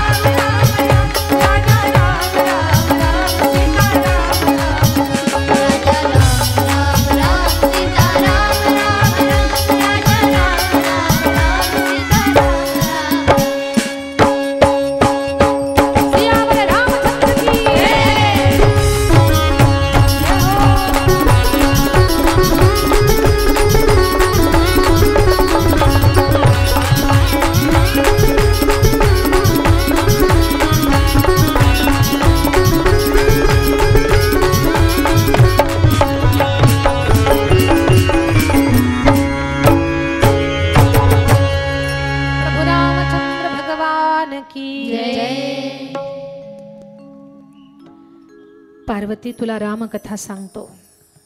तसं तर माझ्या देवाच्या जन्माची अनेक कारणं आहेत, अनेक कारणं आहेत. त्यातली 5 कारणं सांगतो. पहिलं कारण आहे जय विजय द्वारपालांना मिळालेला शाप. त्यांनी सनत कुमाराला अडवलं आणि सनत कुमाराने त्यांना शाप देऊन टाकला. दुसरं कारण आहे जालंधराची पत्नी वृंदा, तिनं दिलेला शाप. आता प्रसंग असा घडला की जालंधर हा दैत्य देवतांना त्रास देत होता आणि तो शंकराच्या हाताने त्याचा मृत्यू, पण शंकराच्या सुद्धा हाताने मरण आतो. का तर त्याची पत्नी वृंदा महान पतिव्रता होती. भगवान श्री भोलेनाथानं सांगितलं, याच्या पत्नीचं पातिव्रत्य जोपर्यंत भंग होत नाही तोपर्यंत हा जालंधर मरू शकत नाही. नारायणाला सांगितलं तुम्ही पातिव्रत्य भंग करा. जगत कल्याणासाठी श्री नारायणानं जालंधराचं रूप धारण केलं. ऐका बरं, फार सुंदर कथा आहे. जालंधराचं रूप धारण केलं आणि वृंदेच्या महलात आले. आपला पती आला, वृंदेला आनंद झाला. आरतीचं ताट, तिलक केला, आरती ओवाळली, पुष्पहार गळ्यात घातला आणि चरणावर जसा माथा टेकवला 2 सिपाही पळत आले. महाराणी जी क्या हुआ, महाराणी जी क्या हुआ, महाराणी जी क्या हुआ. जालंधर सरकार मेरे सामने खड़े नहीं तो जालंधर सरकार क्या हुआ, मारे गए. जालंधर सरकार मारे गए तो मेरे सामने कौन है? श्री विष्णू मूळ रूपात आले. वृंदा, मी विष्णू आहे. विष्णू देवा, हे काय केलं तुम्ही? माझा छळ केला, माझं पातिव्रत्य भंग केलं आणि माझ्या पतीच्या मृत्यूची बातमी माझ्या कानावर पाठवली. का केलं देवा असं? तुम्ही तर पतिव्रता नारींच्या पतिव्रता धर्माचं रक्षण करणारे आहात, असा अधर्म का केला? वृंदा तुझा पती अनेक स्त्रियांचं पातिव्रत्य भंग करत होता ग, म्हणून तुझं पातिव्रत्य भंग करावं लागलं. देवा सहन करणार नाही मी पतिव्रता आहे. मी कालही बोलले, तुका म्हणे पतिव्रतांतीची देवावरी सत्ता. वृंदा बोलली, देवा तुम्ही माझं पातिव्रत्य भंग केलं पाषाणाच्या हृदयासारखी. म्हणजे पाषाण सुद्धा हा विचार करेल की या स्त्रीला आपण त्रास द्यायचा का नको. तुम्ही खूप चुकीचं कृत्य केलं, माझा शाप आहे, तुम्ही दगड होऊन पडताल. वृंदेच्या शापानं भगवान शाळीग्राम झाले. विष्णूने सुद्धा शाप दिला, वृंदा मी जे काही केलं ते चुकीचं नाही केलं, तू पण झाड होऊन पडशील. भगवान शंकर आले, अरे नका देऊ एकमेकाला शाप. वृंदा तू झाड होशील पण तुळशीचं होशील. भगवान शाळीग्राम बनतील, विष्णूचं रूप. या शाळीग्रामासोबत तुझं लोक वर्षानुवर्ष तुलसी विवाह रूपानं लग्न लावतील आणि तू अखंड सौभाग्यवती आहेस याची साक्ष देतील लोक. कार्तिक महिन्यातल्या द्वादशीला तुळशीचं लग्न लावतात. आपल्या मुलीच्या लग्नात लोक जेवढा थाट करतात तेवढा तुळशीच्या लग्नाला थाट करतात. वृंदा तू बहुगुणी होशील ग. तुळशीच्या रूपामध्ये तू लोकांची प्राण संजीवनी बनशील. 24 तास प्राणवायू देणारी तू दाता असशील. तुळशीचं पान जर तोंडात टाकलं तर मुख शुद्धी होईल, रोग बरे होतील, आजार बरे होतील. नैवेद्याच्या ताटाला तुळशीचं पान लावलं तर भगवान मीठ तिखट पाहणार नाही, तसाच भोग स्वीकारल. मेलेल्या माणसाच्या जिभेवर तुळशीचं पान ठेवलं तर त्याला मोक्षाचे द्वार, स्वर्गाचे दरवाजे खुले असतील. वृंदा जेव्हा तू तुळशीच्या रूपामध्ये दारात तुळशीच्या कुंड्यामध्ये सतशील ना, तर तेव्हा त्या घराकडे, ज्याच्या दारामध्ये तुळशीचं वृंदावन आहे, त्या घराकडे कधी अरिष्ट शक्ती चुकूनही पाहणार नाही. त्या घराला कुणाची नजर लागणार नाही. यम सुद्धा घाबरतील तुझा तो वृक्ष पाहून. वारकऱ्यांच्या कंठाचं भूषण बनशील, पांडुरंगाच्या गळ्यातला हार होशील. विष्णू प्रिय असशील तू वृंदा तुळशीच्या रूपामध्ये. सगळ्या देवांना प्रिय असशील. बस बस देवा, खूप झालं, आता मला खूप वरदानं दिली, सगळ्या देवांच्या पूजेत चालल, पण महादेवा सगळ्या देवांच्या पूजेमध्ये चालल, पण तुमच्या परिवाराच्या पूजेत चालणार नाही. श्रद्धेय पंडित प्रदीप मिश्राजी महाराजांच्या मुखातून मी ऐकलेले की महादेवाच्या पूजेमध्ये तुळशीचं पान वापरत नाहीत. आता काही काही ठिकाणी सांगतात वापरतात, पण पंडितजीने सांगितलेलं तुम्हाला सांगते. वर्षातला एकच दिवस आहे, त्या दिवशी महादेवाला तुळस आणि विठ्ठलाला बेलाचं पान वाहतात. तो हरिहर मिलनाचा दिवस, वैकुंठ चतुर्दशीचा दिवस. कुणी म्हणाल ताई वैकुंठ चतुर्दशी कधी येते आम्हालाच माहिती नाही. कार्तिक महिन्यातली जी पौर्णिमा असते की नाही, कार्तिक पौर्णिमेच्या अगोदरचा दिवस त्याला वैकुंठ चतुर्दशी म्हणतात. त्या दिवशी वैकुंठाचे दरवाजे खुले असतात. अंधश्रद्धा पसरवत नाही, पण एक श्रद्धेचा भाग सांगते. वैकुंठ चतुर्दशीच्या दिवशी महादेवाला मधाचं, तुळशीला मधाचं बोट लावून तुळशीचं पान महादेवाला वाहिलं आणि विठ्ठलाला बेलाचं पान अर्पण केलं. दुसऱ्या दिवशी ते बेलाचं पान काढून घेतलं, म्हणजे पूजा वगैरे सगळं करून, पूजा विधी विधान करून. दुसऱ्या दिवशी ती पानं काढून घेतली, स्वच्छ केली, मधाच्या डब्यात टाकली. अधूनमधून ते मध, तुलसी आणि बेलपत्र स्पर्श झालेला मध आपल्या घरातल्या लहान लेकराला अधूनमधून जर चाटायला दिला ना, तर त्याची वाणी दिव्य होते, त्याच्या वाणीला एक तेज प्राप्त होतं आणि वाणीतले बरेच दोष निघून पण जातात. त्याचा तो प्रभाव आहे. तर त्या वृंदेला खूप आशीर्वाद दिले, पण ती वृंदा म्हणते भोलेनाथ माझा पती मारलाय, तुमच्या परिवारात मी चालणार नाही पूजेला. माझ्या पतीला काहीतरी वरदान द्या, भले तुम्ही मला आता तुळस बनवणार, पण माझ्या पतीचं काय. वृंदा तुझ्या पतीचं शरीर मारून समुद्रात फेकलं, कारण तो समुद्रातून निर्माण झालेला होता. त्याचं शरीर किड्यांनी खाल्लंय आणि त्या किड्यांपासून शंख तयार झालेला आहे. तो शंख देवघरात असेल आणि शंख प्लेटमध्ये ठेवायचा, देवघरात ठेवायचा. देवघरात शंख असणं शुभ लक्षण आहे. प्लेटमध्ये ठेवायचा शंख असा ठेवायचा आणि त्याच्यात पाणी भरून ठेवायचं. बिना पाणी ठेवता घरात शंख तसा ठेवू नये. आणि जे तोंड आहे शंखाचं ते देवाकडे असलं पाहिजे, जो चोचेसारखा भाग आहे तो आपल्याकडे असला पाहिजे. अशा हिशोबात घरात शंख ठेवावा.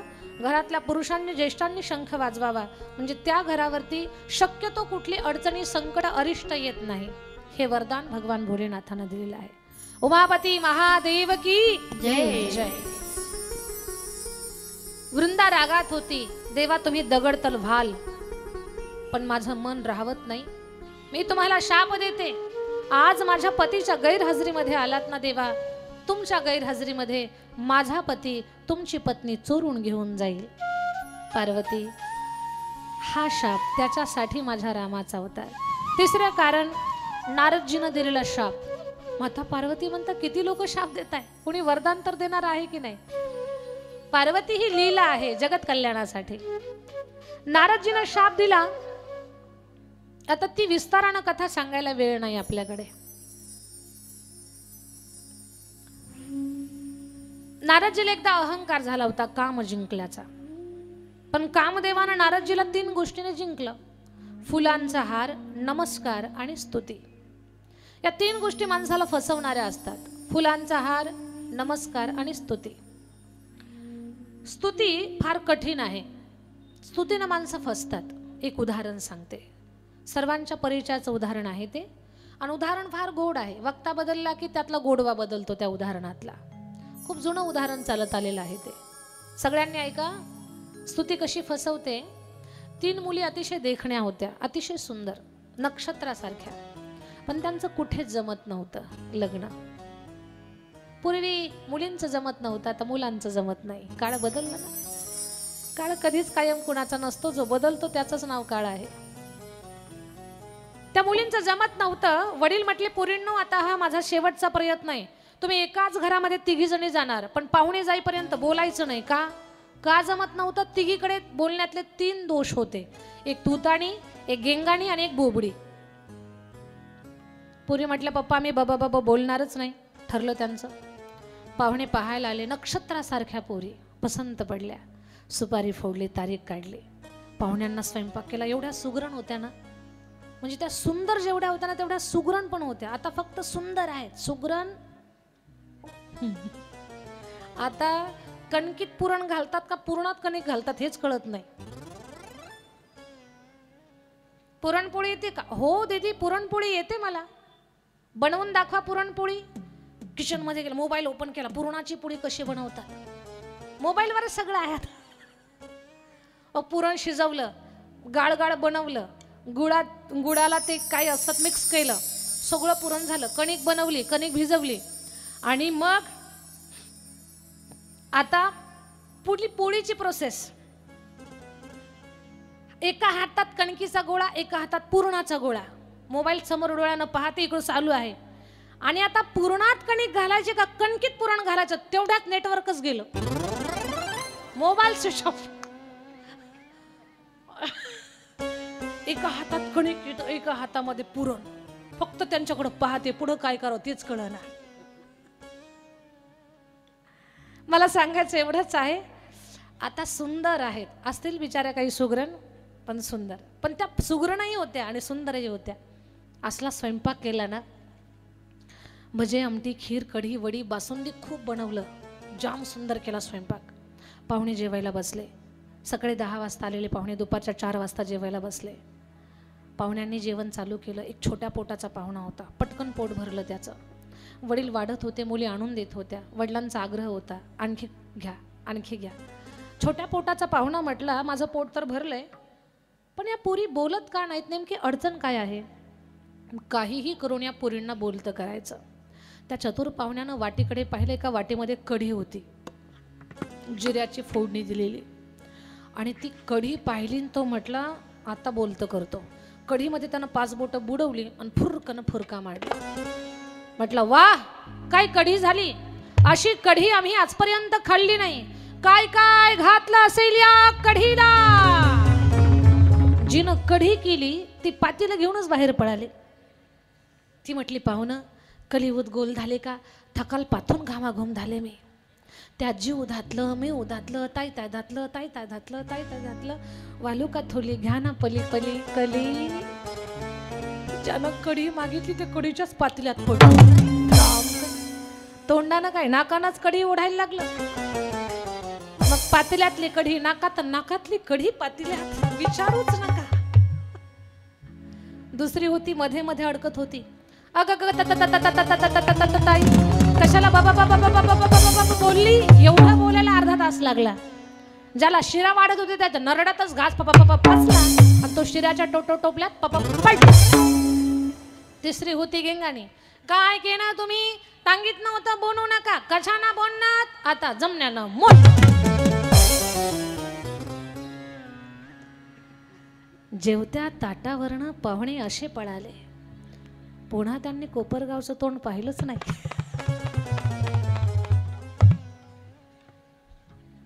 बायपास आतमध्ये नो एंट्री. दृष्टांत संपला. एकच समजावून सांगण्यासाठी साधी गोष्ट आहे. फसवते माणसाला स्तुती.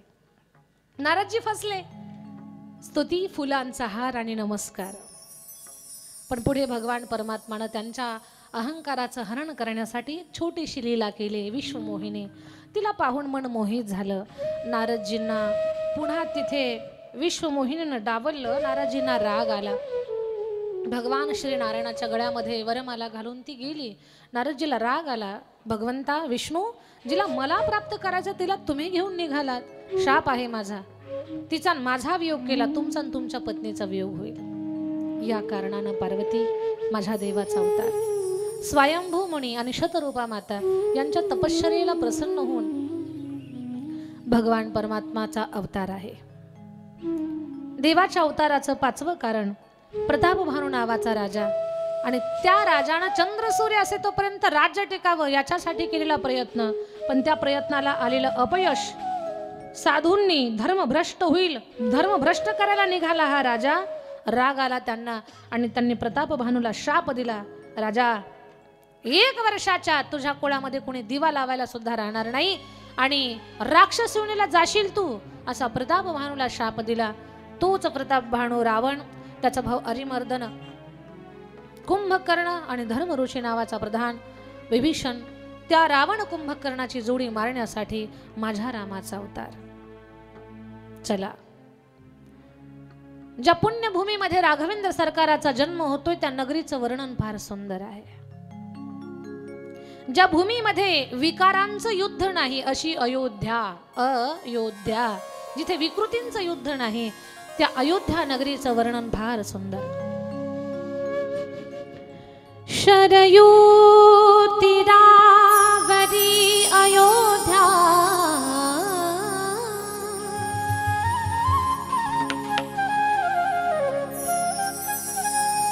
अयोध्या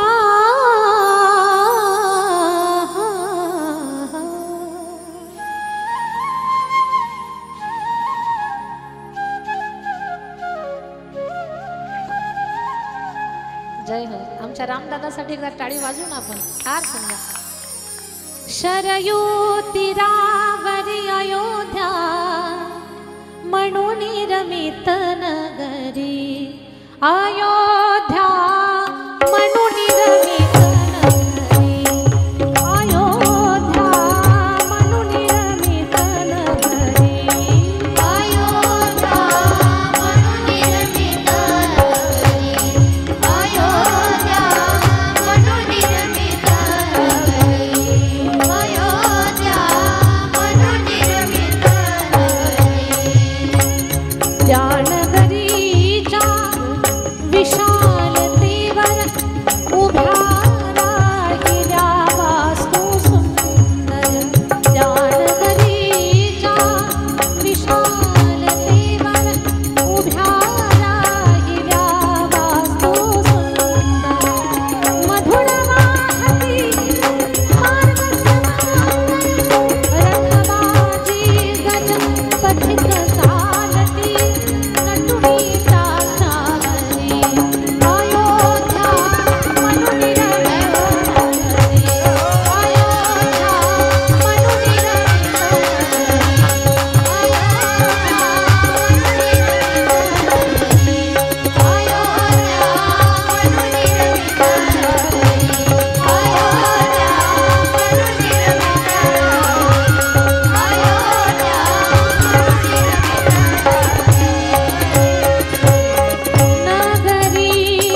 नगरी.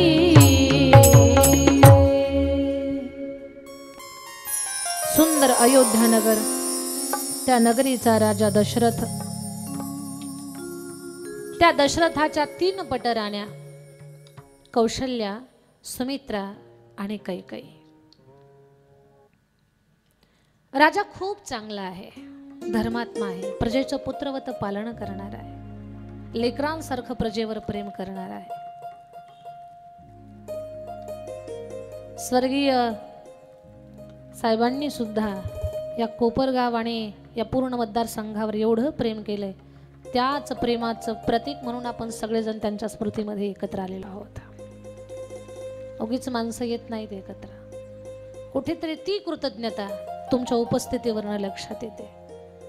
तिळा एवढा कसेना प्रत्येकावर, आणि प्रत्येकावर काही ना काही उपकार आहे. मग पाण्याची व्यवस्था करून कुठे शेतकऱ्यांच्या जीवनामध्ये उपकार असेल, शिक्षणासाठी व्यवस्था करून विद्यार्थ्यांच्या जीवनामध्ये उपकार असेल. आज जे मोठ्या पदावर आहेत, कदाचित त्यांच्या त्या शैक्षणिक संस्थांमध्ये शिक्षण घेऊन मोठ्या हुद्द्यावर पोहोचलेली माणसं असतील.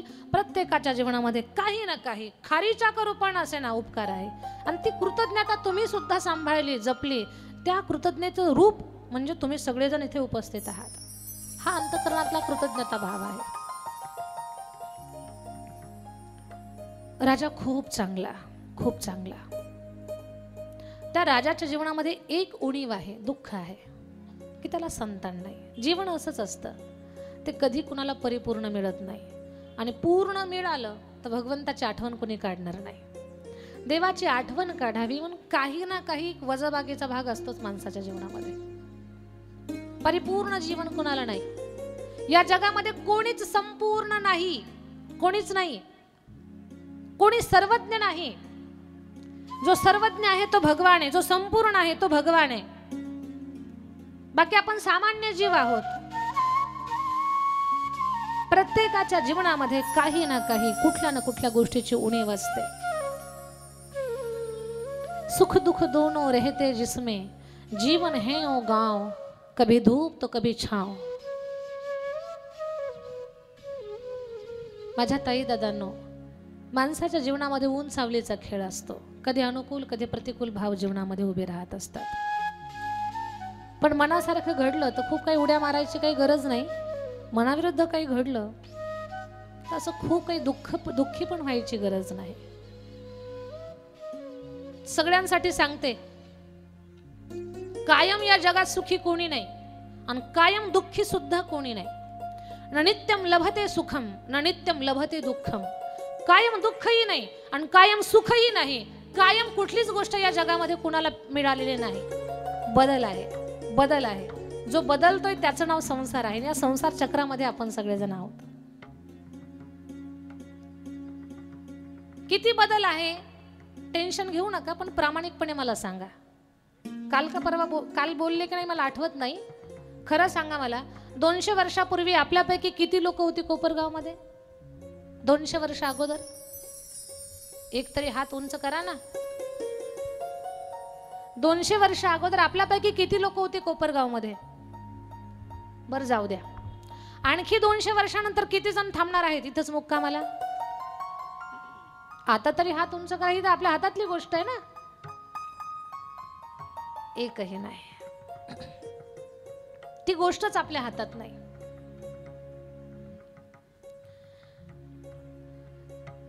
हे का सांगते आहे मी? कायम कुठली गोष्ट माणसाच्या जीवनामध्ये नाहीये. हा प्रवास आहे. रेल्वेमध्ये बसावं, आपलं स्टेशन आलं की आपण उतरावं. हा सगळा प्रवास चालू आहे आपल्या सगळ्यांचा. पुढे पुढे मी सांगणार आहे तुम्हाला तुमचा माझा प्रवास कसा आहे. दोन ओंडक्याची होते सागरात भेट,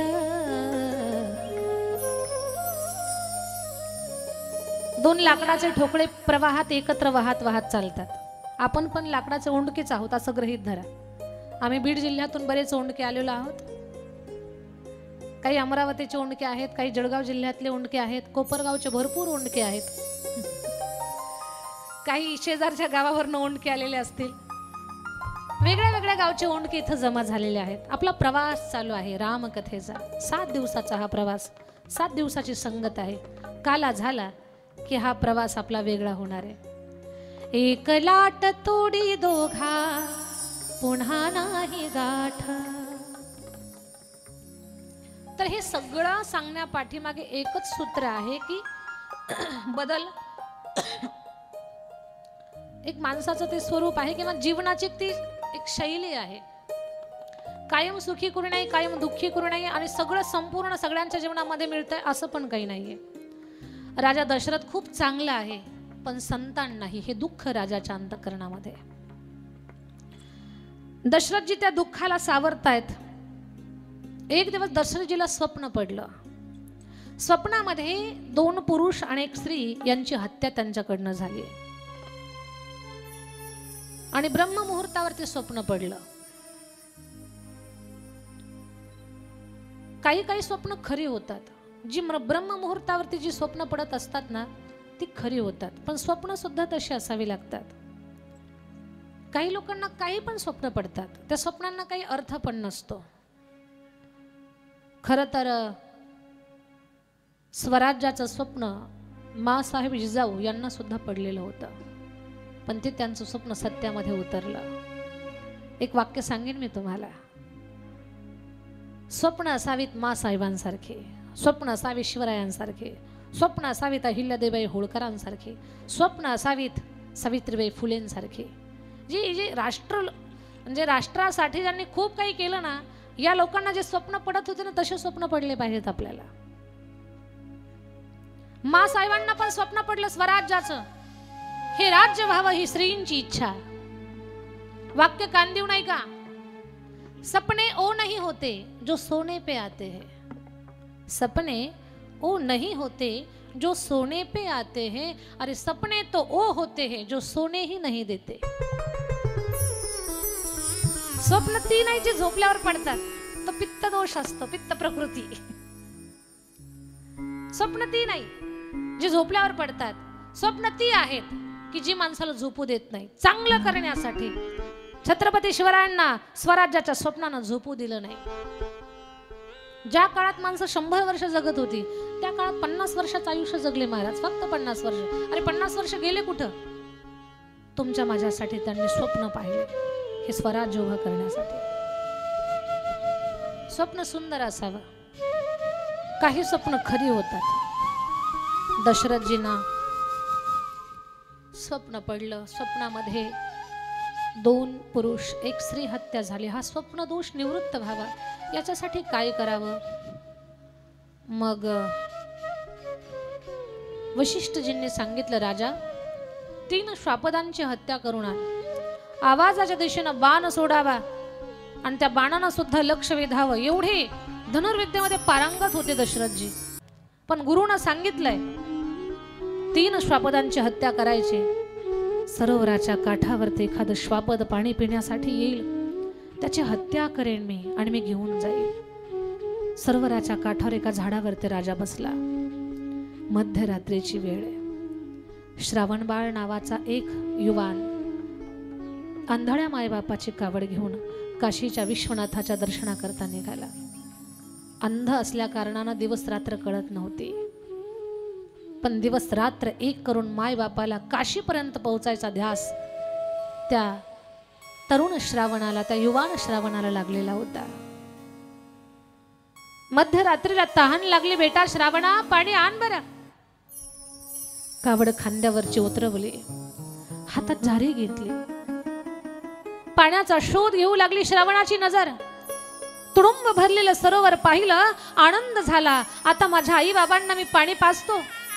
कमरेपर्यंत पाण्यात गेला, झारी आडवी केली, झारीतली हवा बाहेर आली, पाणी आतमध्ये गेलं. बुड बुड बुड बुड बुड बुड बुड बुड असा आवाज झाला. कान टवकारले राजाचे. अरे एखादं श्वापद पाणी पिण्यासाठी आला असेल. हातातून बाण काढला, धनुष्याला जोडला. आवाजाच्या दिशेनं काळोखी रात्र होती, डोळ्यांना काही दिसत नव्हतं. आवाजाच्या दिशेनं बाण सुटला सुटला सुटला. बाण सू करत जो बाण आला तो श्रावणाच्या काळजात रुतला. श्रावण पाण्यात म्हणजे उलटा पडला. आई आई ग आई आई हा शब्द तेवढ्याच वेगानं राजा दशरथाच्या कानामध्ये प्रवेश केला. हातात धनुष्य गळून पडलं. राजा धावत पळत गेला. अरे पशु नाही, मनुष्याचा वेध घेतला माझ्या बाणानं. कुणाला लागला असेल हा बाण? पाहिलं तर पाहता पाहता अर्ध सरोवर रक्तानं लालबुंद झालेलं होतं. छातीचं रक्त भळभळ भळभळ वाहत होतं. धिप्पाड देहाचा श्रावण पाण्यामध्ये पडलेला, चिखला मातीमध्ये रुतलेला काढला बाहेर. श्रावणा, श्रावणाची ती अवस्था. कोण आहेस तू युवाना? माझं नाव श्रावण. कशासाठी आला होता? आंधळ्या मायबापाची कावड घेऊन काशीला निघालोय. कुणीतरी माझ्या छातीमध्ये बाण मारला. माफ कर श्रावणा. अयोध्येचा राजा दशरथ, आणि याच दशरथाच्या बाणाचा तू बळी ठरला रे. पशु समजलं मी तुला. माफ कर महाराज. नियतीच्या पुढे कुणाला जाता येत नाही. तुम्हाला दोष नाही देणार मी, पण माझी विनंती आहे. माझे आंधळे मायबाप पाण्याविना तरसत आहेत, माझी वाट पाहतायत. त्यांना पाणी पाजा, एवढीच विनंती. आणि श्रावण बाळानं डोळे झाकले. धसकण झालं राजा दशरथाच्या काळजामध्ये. परमेश्वर आहे, काय झालं माझ्याकडनं? पण श्रावणाला दिलेला शब्द पाण्याच्या बाहेर प्रेत सरकावलं. कमंडलू उचलला. जड पावलानं राजा दशरथ आंधळ्या माय बापाकडे आला.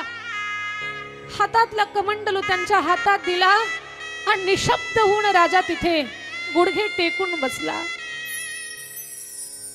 ते आंधळे मायबाप म्हणतात, बाळा, हातात फक्त कमंडलू दिला, शब्दानं पाणी प्या आई बाबा म्हणणार नाहीस का? राजा दशरथ काहीच बोलत नाही. का बोलावं तर बदललेला आवाज ऐकून विचारतील मला, आमचा श्रावण कुठे म्हणून. काय उत्तर देऊ? उत्तर काही नाही माझ्याकडे देण्याकरता. राजा काहीच बोलत नाही. श्रावण बाळाचे मायबाप विनवणी करतात, बाळा माहितीये, अरे लेकराचं खोड कौतुक माई बापानं करायचं असतं, पण आमची उठाठेव करण्याची वेळ तुझ्यावरती आली आहे. माफ कर बेटा, कळालं नाही आम्हाला ही मध्यरात्र आहे. तुला अवेळी पाणी मागितलं बेटा म्हणून नाराज झालास का? श्रावणा, तू गेल्यावर आम्हाला रातकिड्यांची किरकिर आणि बेडकांचं डरावणं ऐकू आलं रे. मग कळालं आपण अवेळी आपल्या लेकराला पाणी आणायला पाठवलं. माफ कर बेटा.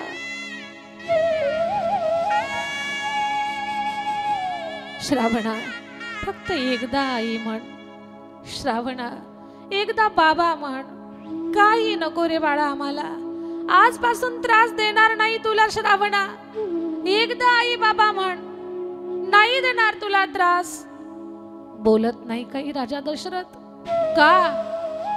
बोलावं तर बदललेला आवाज ऐकून म्हणतील, आमचा श्रावण कुठे? काय उत्तर देऊया माय बापाला? ज्यांचा आधार श्रावण आहे, ज्यांचा श्वास श्रावण आहे, ज्यांची नजर श्रावण आहे, ज्यांचा प्राण श्रावण आहे. सांगितलं श्रावण नाही या जगात तर प्राण देतील, पाणी पिणार नाहीत. पण बोलत नाही राजा दशरथ. शपथ घेतली त्या आंधळ्या माय बापानं, बाळा तुला बोलायचं नाही, आम्हाला नको बोलू. तो जोपर्यंत बोलत नाही ना तोपर्यंत पाण्याच्या थेंबालाही स्पर्श करणार नाही. आता तर राजा अधिकच गोंधळला. काय करू?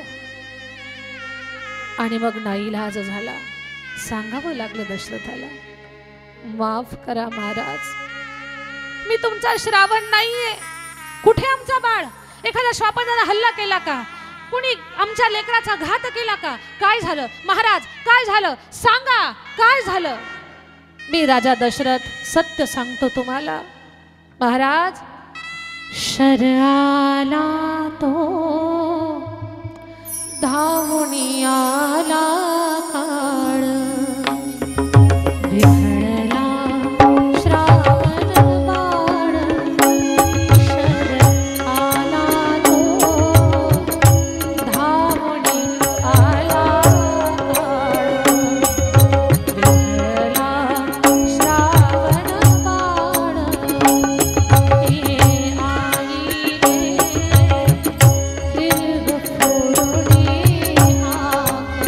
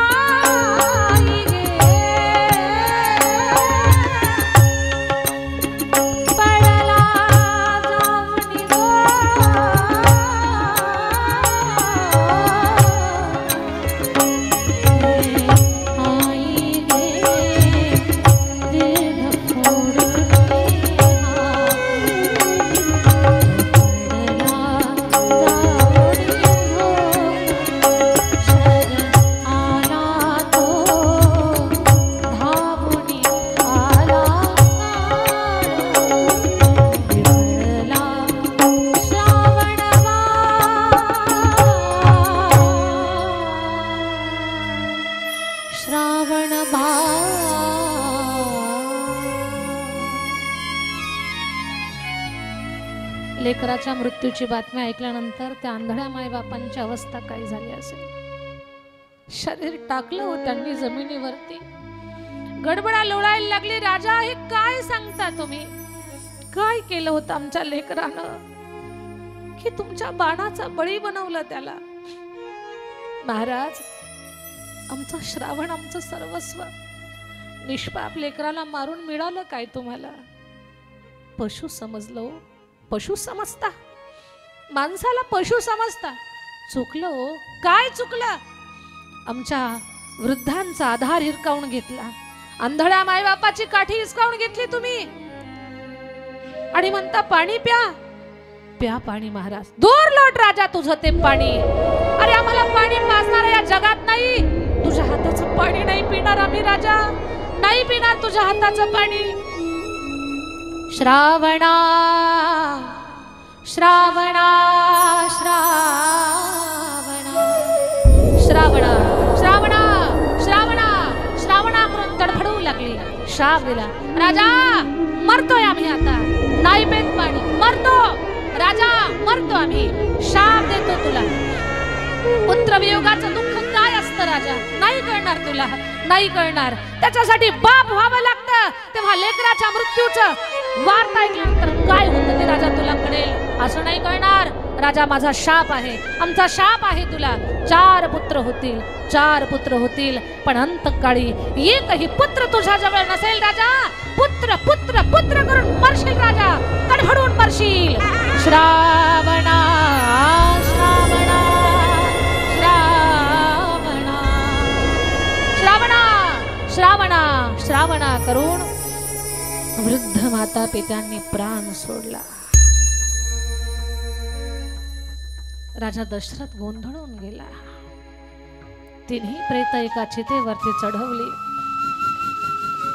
देहावर अग्निसंस्कार केले. शिकार नाही, शाप माथे घेऊन निघाला. राजगुरुदेव वशिष्ठ माफी मागता गुरुदेवांना सांगतात, गुरुदेव काहीतरी मार्ग दाखवा. गुरुदेवांनी सांगितलं, राजा, शापात कासेना तुला वरदान आहे आणि या शापाना कासेना तुला पुत्र होतील. निपुत्रिकाचा कलंक तुझा संपेल. मग पुत्र कामेष्ठी नावाचा यज्ञ. त्या यज्ञामध्ये खूप चांगल्या पद्धतीने यज्ञ पूर्ण झाला. यज्ञातून प्रसाद बाहेर आला. तिन्ही राण्यांना समान भागामध्ये वाटला. काही काही थोडीशी लाडाची होती म्हणून रुसली. माणसानं कोणत्या वेळेला रुसावं हे सुद्धा शिकवलं पाहिजे किंवा शिकलं पाहिजे. काहींना अवेळी रुसायची सवय आहे. काही मजा नाही त्या गोष्टीमध्ये. थोडंसं शहाणपण आपल्यामध्ये आलं पाहिजे. मग अवेळी रुसलेल्या कैकईला कौशल्य आणि सुमित्रा दोघीजणी सांत्वन करतात. आपल्या प्रसादातला प्रसाद देत आहेत. तिन्ही राण्या गर्भवती. दिसामासानं गर्भ वाढतायत आणि मग आता त्या प्रसूत होणार आहेत. पण क्षीरसागरामध्ये तिथ्यांची लाईन लागली. भगवंताला प्रार्थना करतात, देवा आमच्या प्रत्येक तिथी म्हणते, देवा माझ्यात प्रगट व्हा, माझ्यात प्रगट व्हा, माझ्यात प्रगट व्हा. भगवंतानं सर्व तिथ्या सोडल्या आणि 9वी तिथीला प्रगट व्हायचं ठरवलं. भगवान 9वी तिथीला प्रगट होत आहेत. पण आपण झाकी बोलवू पुढे. झाकी घेऊन या. राजा राम राम राम सीता राम राम राम राजा राम राम राम सीता राम राम राम राजा राम राम राम सीता राम राम राम राजा राम राम राम सीता राम राम राम राजा राम राम सीता राम राम राम राजा राम राम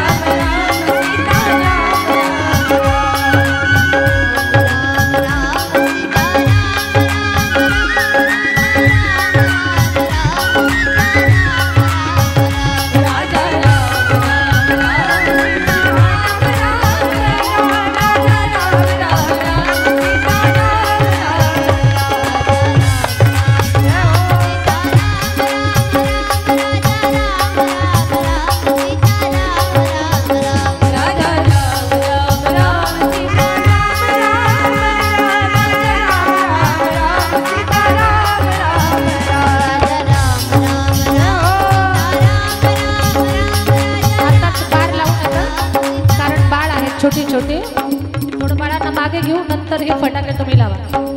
ते फटाक्याच्या जवळ बाळा ठेवू नका, इकडे घ्या. थोडा वेळ बाळांना घेऊन इकडे या. आपण बाळांना घेऊन इकडे या. बाळांना घेऊन इकडे या. या अलीकडे या, असं लाईन मध्ये उभ्या. बारी म्हणा समोर पहा. लाईन मध्ये उभे राहा, समोर पहा.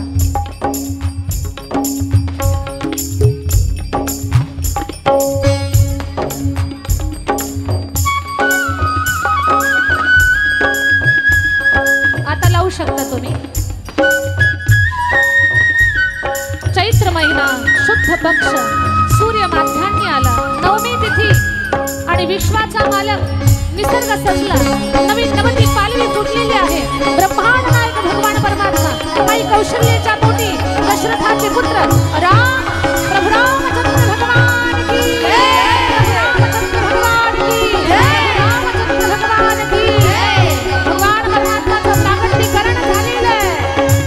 भय प्रगट कृपाला दीन दयाला कौसल्या हितकारी हर्षित महतारी मुनि मनहारी अद्भुत रूप विधारी लोचन अभिरामा तनु घनश्यामा निज आयुध मुदतारी भूषण मनमाला नयन विशाला शोभा सिंधु करारी बहदुरी कर जोरी हस्तक तोरी निर्मित कर आनंद माया गुण ज्ञानातीत अमाना वेद पुराण भय प्रगट कृपाला दीन दयाला कौसल्या हितकारी हर्षित महतारी मुनि मनहारी अद्भुत रूप विचार प्रभु रामचंद्र भगवान की जय.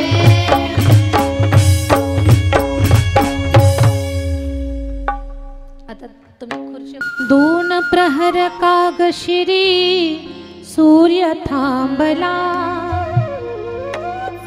दोन प्रहर कागशिरी सूर्य थांबला. राम जन्मला ग सखे